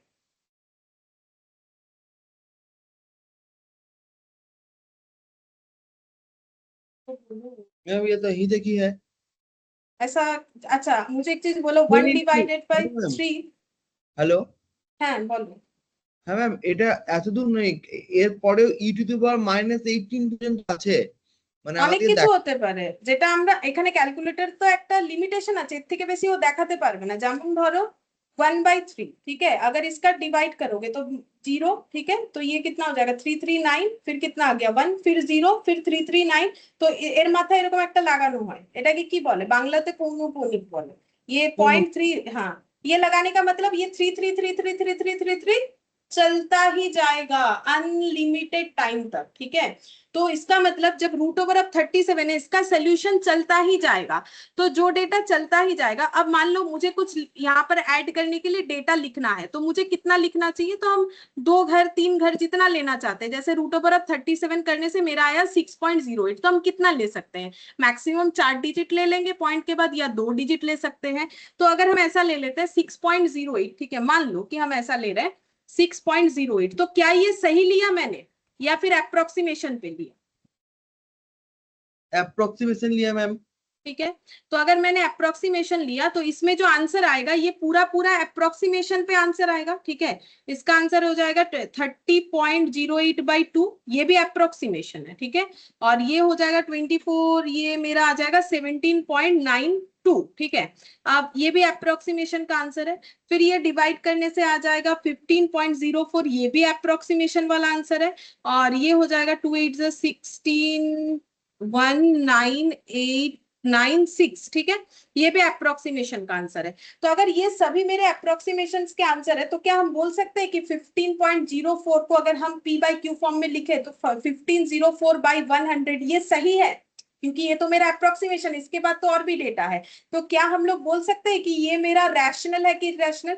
क्योंकि हम P बाई Q फॉर्म में कर रहे हैं, तो क्या ये रैशनल हो गया?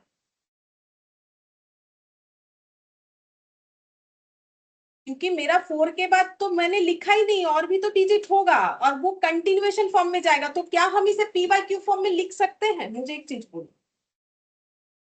No ma'am. Exactly P by Q form में कैसे लिखे? ठीक है, जैसे देखो, एक तो तुम लोगों को पता होगा पाई का वैल्यू, तुम लोग को पता है, तुम लोग 9-10 में पाई का वैल्यू यूज करते होगे ज्योमेट्री करते वक्त। पाई का वैल्यू कितना होता है? 3.144। 22/7 या फिर 3.14, दोनों सही है। लेकिन 22/7 करने से जो 3.14 आता है, तो ये 3.14 285714 285714 ये चलता ही जाएगा, ठीक है। तो जो डेटा कंटिन्यूअसली चलता जाता है, अब तुम लोग बोलोगे ये तो P बाई Q फॉर्म है। नहीं, ये P बाई Q फॉर्म में लिखा हुआ है, बट ये exact P by Q form नहीं हो सकता है। क्यों नहीं हो सकता है? क्योंकि 22/7 जो है ना, इसको जब तुम लोग ऐसे करके चेक करोगे तो ये ऐसे चलता जाएगा, तो इसको हम लोग एग्जैक्टली 22/7 फॉर्म में नहीं दिखा सकते हैं। तो ये एक्चुअली रैशनल नहीं है, ये इरैशनल है, ठीक है। क्योंकि जिसको हम लोग परफेक्टली, लेकिन जैसे मान लो मैंने लिखा है ऐसे 25 मान लो यहाँ पर लिख दिया मैंने 5/25, ठीक है, 5/25, तो क्या ये रैशनल है कि इरैशनल, कैसे पता करेंगे? तो ऐसे कर सकते हैं। तो देखो 5/25 कर दिया, कितना आंसर आया? 0.2। तो 0.2 आया, इसके बाद ये कंटिन्यूअसली और नहीं चल रहा है आगे, तो इसका मतलब 0.2 को हम 2/10 लिख सकते हैं, जो कि एक रैशनल नंबर है। लेकिन ये 22/7 P बाई Q फॉर्म में लिख तो रहे, बट प्रेजेंट किस तरीके से हो रहा है? 22/7 तो हो रहा है, बट इसको जब हम लोग डिवाइड फॉर्म में जाके देखेंगे तो फिर ये चलता ही जाएगा। तो फिर ये हम लोग बोलेंगे कि ये इरैशनल नंबर है, ये रैशनल नंबर नहीं है। तो ये नंबर सिस्टम में सारे चीज पढ़ने पड़ते हैं, ठीक है। अगर कोई मैथ्स वैथ्स लेके पढ़ते तो फिर नंबर सिस्टम में ये चीज सिखाए जाते हैं, ठीक है। यहाँ मुझे जितना जरूरत है मैंने बताया। तो रैशनल और इरैशनल नंबर का मतलब यही है, सीधा इतना समझो कि जिस नंबर को हम लोग purely P by Q form में लिख पाएंगे वही रैशनल होगा, और जो purely P by Q form में नहीं होगा, अप्रोक्सीमेशन को लेते हुए चलेगा, तो फिर वो हम लोग का जो है इरैशनल नंबर हो जाता है, ठीक है। अब अगर मेरा परफेक्ट स्क्वायर नहीं हुआ तो रूट्स क्या हो गया, रियल हुआ, रियल आंसर तो आ रहा है, मतलब कोई इमेजिनरी आंसर नहीं आ रहा है। अनइक्वल होगा, अनइक्वल तो होगा ही, जब जब ये एग्जिस्ट करेगा अनइक्वल होगा। और इरेशनल भी हो रहा है, क्यों, क्योंकि जब ये परफेक्ट स्क्वायर नहीं है तो इसका जो आंसर होगा, रूट का आंसर जो होगा वो अप्रोक्सीमेशन में आएगा, और जब अप्रोक्सीमेशन में आएगा तो वो एक इरेशनल नंबर प्रोड्यूस करके देगा। बोलो ये चार चीज समझ में आया? काफी समय दिया मैंने इसमें। Yes ma'am. Yes ma'am. बाकी देखो एक बार खुद से भी पढ़ना पड़ेगा, सिर्फ हम बोलने से तो नहीं होगा, तुम लोग को भी एक बार देखना पड़ेगा, नहीं तो कैसे होगा। अच्छा, अब यहाँ पर देखते हैं हमारे पास क्वाड्रेटिक रिलेटेड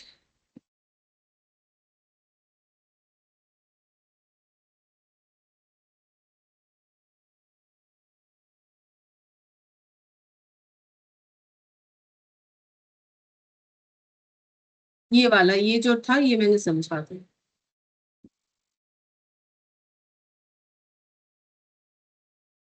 ये हमें सॉल्व करने के लिए ये सब मैंने दिखा दिया है।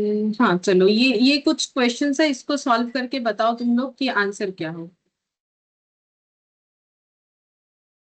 बोल रहे हैं। चार इक्वेशन है, ठीक है, ये देखो।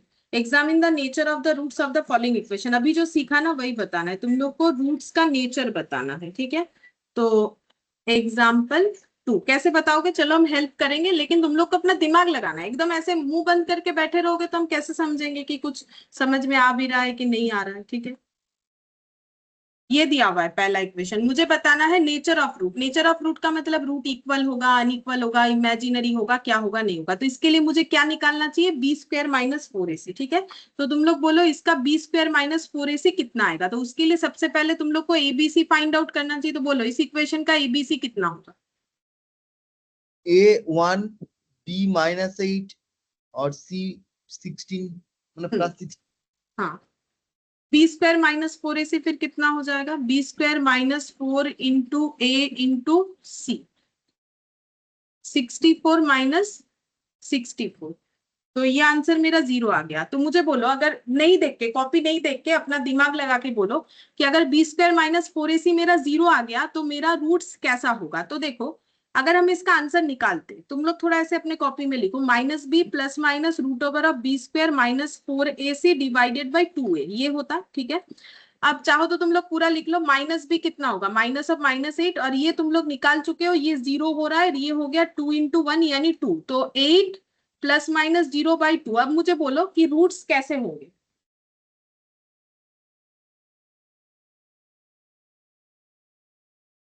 निकाल ही दिया, बोलो रूट्स कैसे हुए।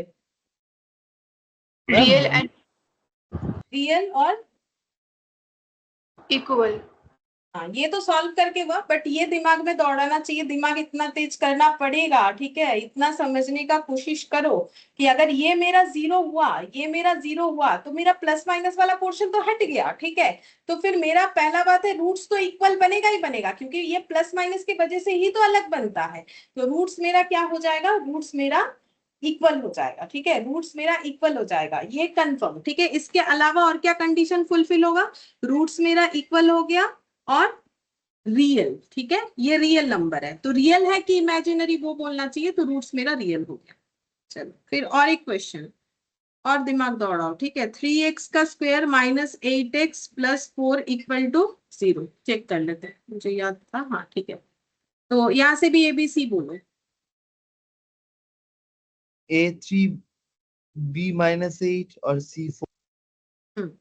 अब बी स्क्वायर माइनस 4ac देखो कितना होता है।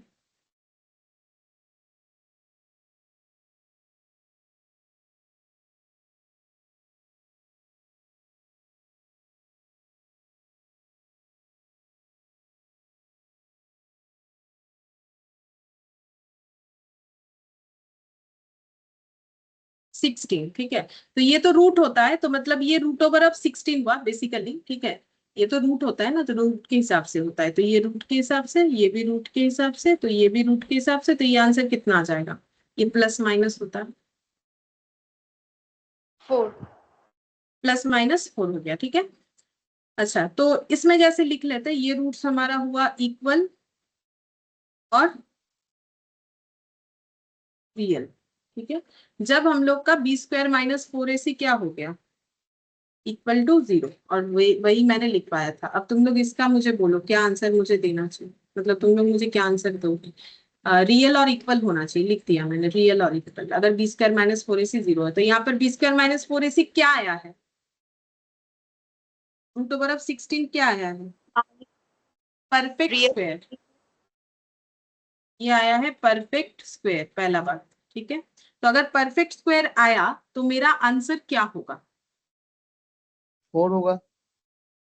नहीं नेचर बोलो, नेचर मतलब real, equal, unequal, imaginary, question तो ये है। नेचर बताओ रूट्स का, रूट्स का नेचर बताने का मतलब जो टेबल लिख पाया, रूट्स कैसे हैं ये लिखा है, नेचर ऑफ रूट्स इससे डिसाइड है। तो रूट्स रियल कैसे हैं, हाँ रियल बोलो। होगा। Real unequal and rational. Real, unequal, rational. Rational, सही है। देखो यहाँ पर minus B plus minus root over of B square minus 4ac divided by 2 है, ठीक है, चेक करके देख सकते हो। माइनस बी तो -8 प्लस माइनस ये तो हो गया है 4, पता है 2 इंटू ए मतलब ये हो गया 3, तो 8 प्लस माइनस 4 और ये हो गया 24, तो 8 प्लस 4 बाई 24, 8 माइनस 4 बाई 24, तो ये हो जाएगा 12 बाई 24। ओ सॉरी ये 6 होगा, मैंने 24 लिख दिया। हाँ तुम लोग वही भी तो। कुछ, तुम लोग बोलो, तुम गलत लिख रहे हैं। तो ये कितना हो जाएगा, 8 प्लस 4 बाई बाई 6, 12/6 और 4/6। हाँ 12 बाई 6 और 4 बाई 6 मतलब 3, और ये हो गया 1 बाई 2 2/3। बाई 3। 4/3 और 2/3। না 4 বাই 3 নয়, 6 দুগুণে 12 হচ্ছে তো 2, হ্যাঁ 2 হয়ে যাচ্ছে। আর 2 এটা और 3 2 বাই बाई 2। 2/3। तो इसका मतलब रूट्स क्या हो गया, ये दिख रहा है, पहला बात है दोनों रूट्स क्या है, अनइक्वल है, ठीक है। अच्छा रियल नंबर है, कोई इमेजिनरी नंबर नहीं है। बी स्क्वायर माइनस 4ac अगर मेरा परफेक्ट स्क्वायर आता है तो फिर मेरा रूट्स आ रहा है, अनइक्वल आया, रियल आया, और क्या आ जाएगा, रैशनल, क्योंकि हम लोग इसे p बाई क्यू फॉर्म में डिफाइन कर सकते हैं। 2 को 2/1 लिखेंगे, 2/3, ठीक है, 2/3 को भी हम लोग देखो p बाई क्यू फॉर्म में कर सकते हैं। 2/3 आया, 4/6।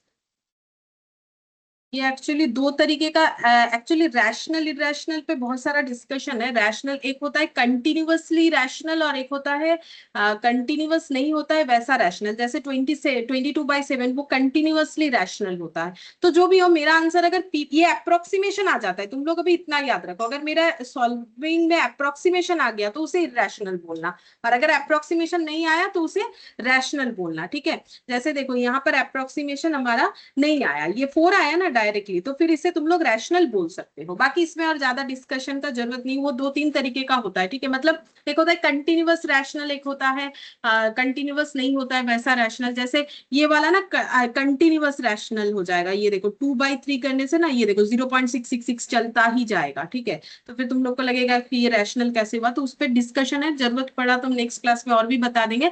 लेकिन इतना याद रखो, अगर ये मेरा परफेक्टली आ गया 4, इसमें कोई अप्रोक्सीमेशन नहीं आया, तो फिर वो नंबर मेरा रैशनल नंबर होगा। तो ये हो गया, ठीक है। अब थर्ड वाला देखो, 5x का square minus 4x plus 2 equal to 0, इसका भी तुम लोग मुझे बताओ कि रूट्स का नेचर क्या होगा, ये और फिर ये वाला करें। तो इसमें भी तुम लोग को एबीसी ढूंढना है, +5 -4 और +2, तो निकालो बी स्क्वायर माइनस 4ac।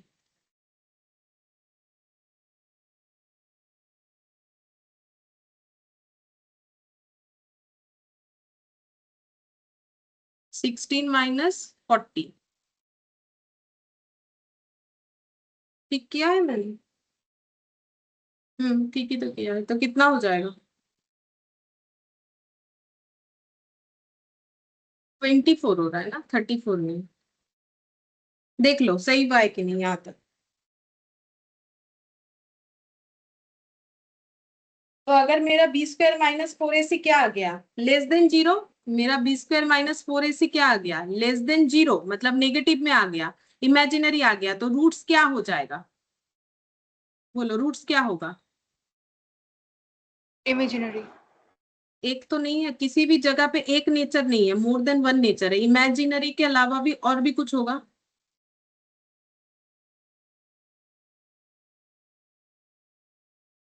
और क्या होगा, Unequal. अनइक्वल होगा ना, जब तक वो पोर्शन मेरा जीरो नहीं होता है तब तक मेरा इमेजिनरी और अनइक्वल, कहीं पर भी एक फीचर्स नहीं है, ये हमेशा याद रखो, हर एक जगह पे more than one, imaginary, unequal, real, equal, यहाँ तो तीन तीन फीचर्स है ये दोनों जगह।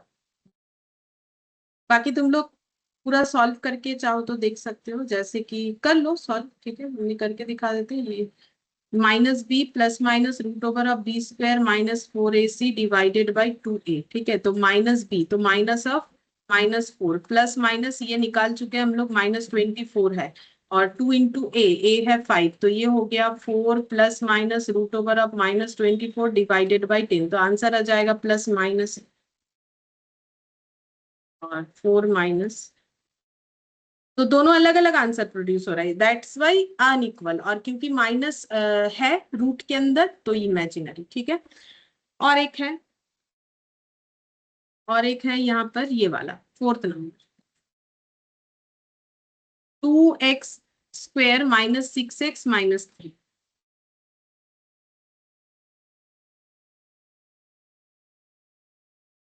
हाँ, इसका B square minus four a सी निकालो, तो ए बी सी, बोलो ए कितना, +2, बी कितना -6, सी कितना -3, तो कितना हो जाएगा b square minus four a सी।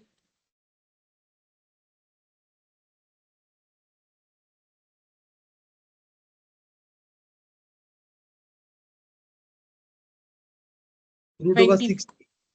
है रूट ओवर ऑफ, ये शायद मैंने एग्जांपल ले लिया था, मुझे जितना लग रहा है, जो भी हो रूट ओवर ऑफ 60 आया, जो कि क्या है, ना तो इमेजिनरी है, ना तो, मतलब चार चीज होता है ना, less than zero, b square minus four a c less than zero, ये कंडीशन नहीं हुआ, b square minus four a c जो कि greater than zero, I think देख लेते हैं, equal to zero, equal to zero वो भी नहीं हुआ, परफेक्ट स्क्वायर वो भी नहीं हुआ, तो ये क्या है, b square minus four a c कौन सा नेचर वाला है, not, not equal to 0। Not a perfect square, ये इस वाले कैटेगरी में जाता है, हाँ इक्वल टू जीरो तो नहीं है, लेकिन ये चारों में से कौन से कैटेगरी में जाएगा, नॉट इक्वल टू जीरो वाला हमारा कैटेगरी तो नहीं है ना, हमारा कैटेगरी क्या क्या है, या तो वो जीरो से कम होगा, जीरो के बराबर होगा, या जीरो से ज्यादा होगा, अब जीरो से ज्यादा है तो हमारा ये थर्ड नंबर कैटेगरी में आ रहा है, मतलब नॉट इक्वल टू जीरो बोल सकते हो, या फिर more than zero, b square minus four a c more than zero, जिसमें कौन सा कैटेगरी में आया, नॉट ए परफेक्ट स्क्वायर, अगर परफेक्ट स्क्वायर नहीं हुआ तो मेरा रूट्स कैसा होगा, तो सबसे पहला बात है नहीं हुआ तो इसका आंसर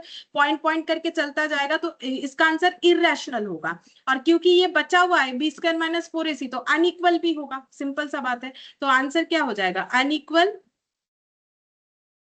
सॉरी इमेजिनरी बोल रहा है, अनइक्वल, इरेशनल, और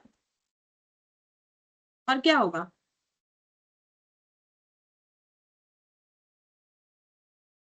real Real. Number, real number, तो जैसे कि यहाँ पर ट्राई करके देख सकते हैं हम लोग, जैसे कर रहे हैं हर जगह पर, माइनस बी तो माइनस ऑफ -6, ठीक है, प्लस माइनस ये आ गया है 60, और यहाँ पर आ गया 2 इंटू ए मतलब 2, तो माइनस माइनस में +6, plus minus root over of 60 divided by 4, तो अब ये रूट ओवर ऑफ 60 का अगर वैल्यू निकालोगे तो अप्रोक्सीमेशन में आ जाएगा, ठीक है, 60 इसका रूट निकाल लेते हैं, तो 7.745। हाँ तो अप्रोक्सीमेशन में आ गया, तो हम 7.7459 है, हम एक काम करते हैं 7.75 कर देते हैं, जो कि अप्रोक्सीमेशन है, तो डिवाइडेड बाय 4, और एक बार हो जाएगा 6 माइनस 7.75 डिवाइडेड बाय 4, ये सेम क्वेश्चन मैंने किया है, जबकि पॉइंट में नहीं लेके उसको 2√15 करके तुम लोग को करके दिखाया, सेम क्वेश्चन, ठीक है, मैंने ये वाला एग्जाम्पल ऑलरेडी एक बार ले लिया था, तो ये आ गया 13.75 जो कि अप्रोक्सीमेशन में आ रहा है, डिवाइडेड बाय 4, 0.4375, लेकिन ये पूरा आंसर नहीं है क्योंकि हम लोगों ने पूरा डेटा लिखा ही कहाँ है, क्योंकि पॉसिबल नहीं है, अप्रोक्सीमेशन। और 6 माइनस 7.75, तो ये माइनस में आ गया, जो भी अप्रोक्सीमेशन में आ रहा है डिवाइडेड बाई 4 हो जाएगा, तो ये हो जाएगा -0.4375, ये भी मेरा अप्रोक्सीमेशन में आ गया। तो दोनों रूट्स आंसर अलग अलग होगा, वो तो डेफिनेटली होगा क्योंकि ये जब तक बचा हुआ है दोनों रूट्स का आंसर अलग अलग ही होगा, एकमात्र ये 0 होने से ही इक्वल होगा। तो अनइक्वल रियल नंबर आएगा, क्योंकि ये वैल्यू नेगेटिव नहीं आया तो रियल भी आएगा, ये वैल्यू 0 नहीं आया तो फिर अनइक्वल भी होगा, ठीक है। और क्योंकि अप्रोक्सीमेशन वाला आंसर आ रहा है तो ये आंसर मेरा क्या हो जाएगा, इररेशनल आंसर प्रोड्यूस करके देगा। इसको हम लोग बोलेंगे कि ये इररेशनल। ये सारे डेटा हम लोगों ने निकाले। अच्छा, अब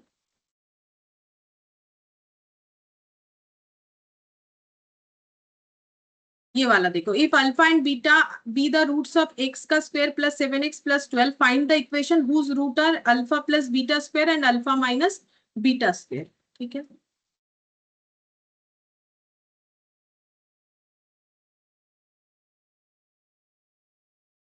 बोल रहा है हमें वो इक्वेशन निकालना है, हमें वो इक्वेशन फाइंड आउट करना है जिसका रूट कितना है, जिसका रूट है अल्फा प्लस बीटा स्क्वायर और alpha minus beta square and alpha minus beta square. तो हमें पता है कि अगर हमें रूट बता दे तो हम लोग क्वाड्रेटिक इक्वेशन कैसे कंस्ट्रक्ट कर सकते हैं, एक्स का स्क्वायर माइनस क्या करते हैं, sum of root into x plus product of root equal to 0, ये फॉलो करते हैं। तो x का स्क्वायर सम ऑफ रूट क्या हो जाएगा, अल्फा प्लस बीटा का whole square plus alpha minus beta का whole square into x plus product of root कितना हो जाएगा, अल्फा प्लस बीटा का whole square into alpha minus beta का होल स्क्वायर। अब इसका सोल्यूशन करने आना चाहिए हमें, ठीक है। तो कैसे सॉल्व करेंगे, तो हम लोग अल्फा प्लस बीटा और अल्फा माइनस बीटा का वैल्यू निकाल लेंगे। कैसे निकाल सकते हैं, क्योंकि हमें ऑलरेडी एक इक्वेशन दिया हुआ है जिसका रूट्स है अल्फा और बीटा, तो यहाँ पर लिखेंगे, ये थोड़ा जगह बचाते हुए यहाँ पर लिखेंगे। मैं एक इक्वेशन दिया हुआ है एक्स का square plus 7x plus 12 equal to 0। इस इक्वेशन का दो रूट है, एक है अल्फा और एक है बीटा, ठीक है। तो मुझे बोलो कि अल्फा प्लस बीटा कितना होगा और अल्फा इंटू बीटा कितना होगा। तो मैंने तुम लोग को फॉर्मूला लिखवाया है, किसी भी क्वाड्रेटिक इक्वेशन का दो रूट होता है अल्फा बीटा, और दोनों का एडिशन करने से होता है माइनस बी बाई ए, और दोनों का मल्टीप्लीकेशन करने से होता है सी बाई ए। ये फिक्स्ड है, फॉर्मूले में फिक्स्ड है। तो बी बाई ए कितना होगा, तो उसके लिए इस इक्वेशन का ए बी सी आइडेंटिफाई करना पड़ेगा। तो बोलो इस इक्वेशन का ए कितना और बी कितना और सी कितना। A plus 1, B plus 7, C plus 12। हाँ। अब इसके हिसाब से लिखना पड़ेगा, तो माइनस ऑफ 7 बाई 1, तो -7, और सी बाई ए का मतलब 12 बाई 12 by 1 1, 12 बाई 1। अच्छा, तो ये 12 हो जाएगा, ठीक है। 12 बाई 1 ये 12 हो जाएगा। अच्छा, अब इसको हम लोग पुट करेंगे। अच्छा, माइनस बी बाई और माइनस सी बाई ए था ना, एक बार देख लो तुम फॉर्मूला। yes ma'am। अच्छा, हम एक बार इक्वेशन चेक करते हैं। हाँ ठीक है, लिखा है, देख लेते हैं। हाँ ठीक है। अच्छा, अब हम लोग यहाँ पर पुट कर देते हैं, तो मुझे अल्फा प्लस बीटा और अल्फा बीटा मिल गया है। अब यहाँ पर हम लोग पुट करेंगे, यहाँ पर पुट करेंगे, तो अल्फा प्लस बीटा और अल्फा माइनस बीटा, और इधर अल्फा प्लस बीटा और अल्फा माइनस बीटा, ये मिल गया है। तो इसको हम लोग पुट करेंगे, तो पुट करके देखो सॉल्व करके कितना आ रहा है, मतलब सीधा सीधा वैल्यूज को पुट करने से ही आंसर आ जाएगा। हम देख रहे हैं कि किसी सिंपलेस्ट तरीके से कर सकते हैं, जैसे इन्होंने कर रखा है। इन्होंने क्या किया, अल्फा प्लस बीटा का whole square plus alpha minus beta का होल स्क्वायर ऐसे करके। अच्छा, वैल्यू निकाला है तो मुझे भी निकालना ही पड़ेगा, हम वही सोच रहे थे, वैल्यू तो निकालना पड़ेगा। जैसे अल्फा प्लस बीटा तो हम लोग लिख देंगे, अल्फा प्लस बीटा कितना आया है, -7। -7 का होल स्क्वायर, लेकिन अल्फा माइनस बीटा तो हमें नहीं पता, वो हमें निकालना पड़ेगा। फिर से अल्फा प्लस बीटा मुझे पता है -7 का होल स्क्वायर, और अल्फा माइनस बीटा ये मुझे नहीं पता, तो मुझे बेसिकली अल्फा माइनस बीटा निकालना पड़ेगा। तो अब अल्फा माइनस बीटा का होल स्क्वायर निकालेंगे तो कैसे निकाल सकते हैं? तो हम लोग बोल सकते हैं अल्फा माइनस बीटा का होल स्क्वायर का मतलब अल्फा प्लस बीटा का होल स्क्वायर, और इसमें क्या फॉर्मूला लगता है, ए माइनस बी का होल स्क्वायर को अगर हम लोग ए प्लस बी का होल स्क्वायर लिखेंगे तो यहाँ पर कितना लिखना पड़ेगा, -2 अल्फा बीटा। देखो ये फॉर्मूला सीखा है तुम लोगों ने, ये फॉर्मूला खुद से भी चेक कर सकते हो, मतलब ये तो देखो बचपन का फॉर्मूला है। ऐसे ए माइनस बी का होल स्क्वायर का मतलब ए प्लस बी का होल स्क्वायर -2ab। अब ये प्रूफ करके देख सकते हो कि कितना सही लिखे हो। अगर हम इसके बदले ये डेटा लिख रहे हैं इधर वाला, तो ए प्लस बी का होल स्क्वायर होता है a square plus 2ab plus b square -2ab। ठीक है, तो ये और ये कैंसिल होके a square plus b square बचेगा, लेकिन ए माइनस बी का होल स्क्वायर का मतलब होता है a square -2ab plus b square. इसका मतलब ये मैंने गलत लिखा है, यहाँ पर 4ab लिखना चाहिए। अगर हम 4ab लिखेंगे तो ये कैंसिल आउट होके यहाँ पर -2ab दिखेगा, जो कि a minus b whole square के बराबर होगा। यानी a alpha minus beta whole square का फॉर्मूला क्या लिखना चाहिए मुझे, अल्फा प्लस बीटा का होल स्क्वायर माइनस क्या लिखना चाहिए, 4ab। ठीक है, ये फॉर्मूला ऐसे सिखाया जाता है।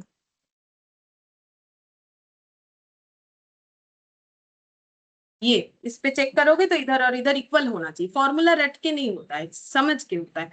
तो अगर a माइनस बी का होल स्क्वायर कितना होता है, a square -2ab plus b square. अगर हम ये इक्वल ये लिख रहे हैं तो ये a square plus 2ab plus b square -4ab को सॉल्व करने से a square -2ab plus b square आएगा। तो ये फॉर्मूला मेरा सही है। अब यहाँ से हम लोग निकाल सकते हैं अल्फा प्लस बीटा मतलब -7 का whole square -4 into alpha beta 12 आ गया, तो 49 माइनस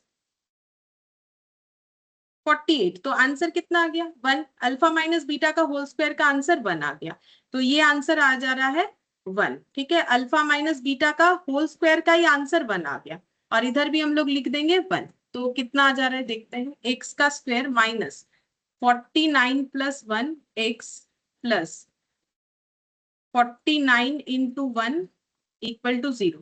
तो x का स्क्वायर -50x प्लस 49 इक्वल 0। ये आंसर हो गया कि ये इक्वेशन बन जाएगा। अगर हमें ये रूट्स दे दिया और एक इक्वेशन ऑलरेडी दे दिया था जिसका रूट्स ऐसा था, तो उससे हमें alpha plus beta alpha into beta मिला, बट मुझे अल्फा माइनस बीटा भी चाहिए था, जो मैंने इस तरीके से कैलकुलेट करके दिखाया। ठीक है, तो ऐसे करके करना पड़ेगा, और इसके लिए ये सब जो हमारा 7-8 वाला फॉर्मूला होता है ना, ए प्लस बी का होल स्क्वायर, इस तरीके का फॉर्मूला जो है थोड़ा सा याद होना चाहिए। अगर घर पे कोई पुराना, या फिर आजकल तो देखो गूगल पे सर्च करोगे तो मिल जाएगा सारा ये फॉर्मूला, कॉपी में एक ही जगह पे अगर लिख के रख लोगे तो बहुत अच्छा होगा, ये क्वेश्चंस करने में आसानी होगा। अच्छा, तो क्वाड्रेटिक इक्वेशन तो आज हम लोग इतना करेंगे, लेकिन मुझे देवाश्रिता ने क्वेश्चन दिया है लॉग का, वो हम बता देते हैं। और ये क्वेश्चन कुछ ऐसा था, फॉर्मूला ही गलत लिखे हो सॉल्यूशन में, फॉर्मूला वैसा कोई फॉर्मूला है ही नहीं।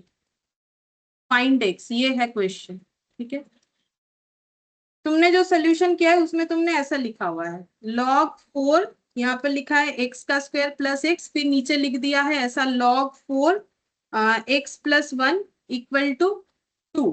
लेकिन ऐसा कोई फॉर्मूला नहीं होता है, क्यों? क्योंकि ये log m माइनस n है, तो log अगर m माइनस log अगर n है तो ये डिवाइड फॉर्मेट में कुछ ऐसा जाता है, log m बाई n होता है। ठीक है, log m बाई n होता है, log m by log n नहीं होता है जो लिखा हुआ है।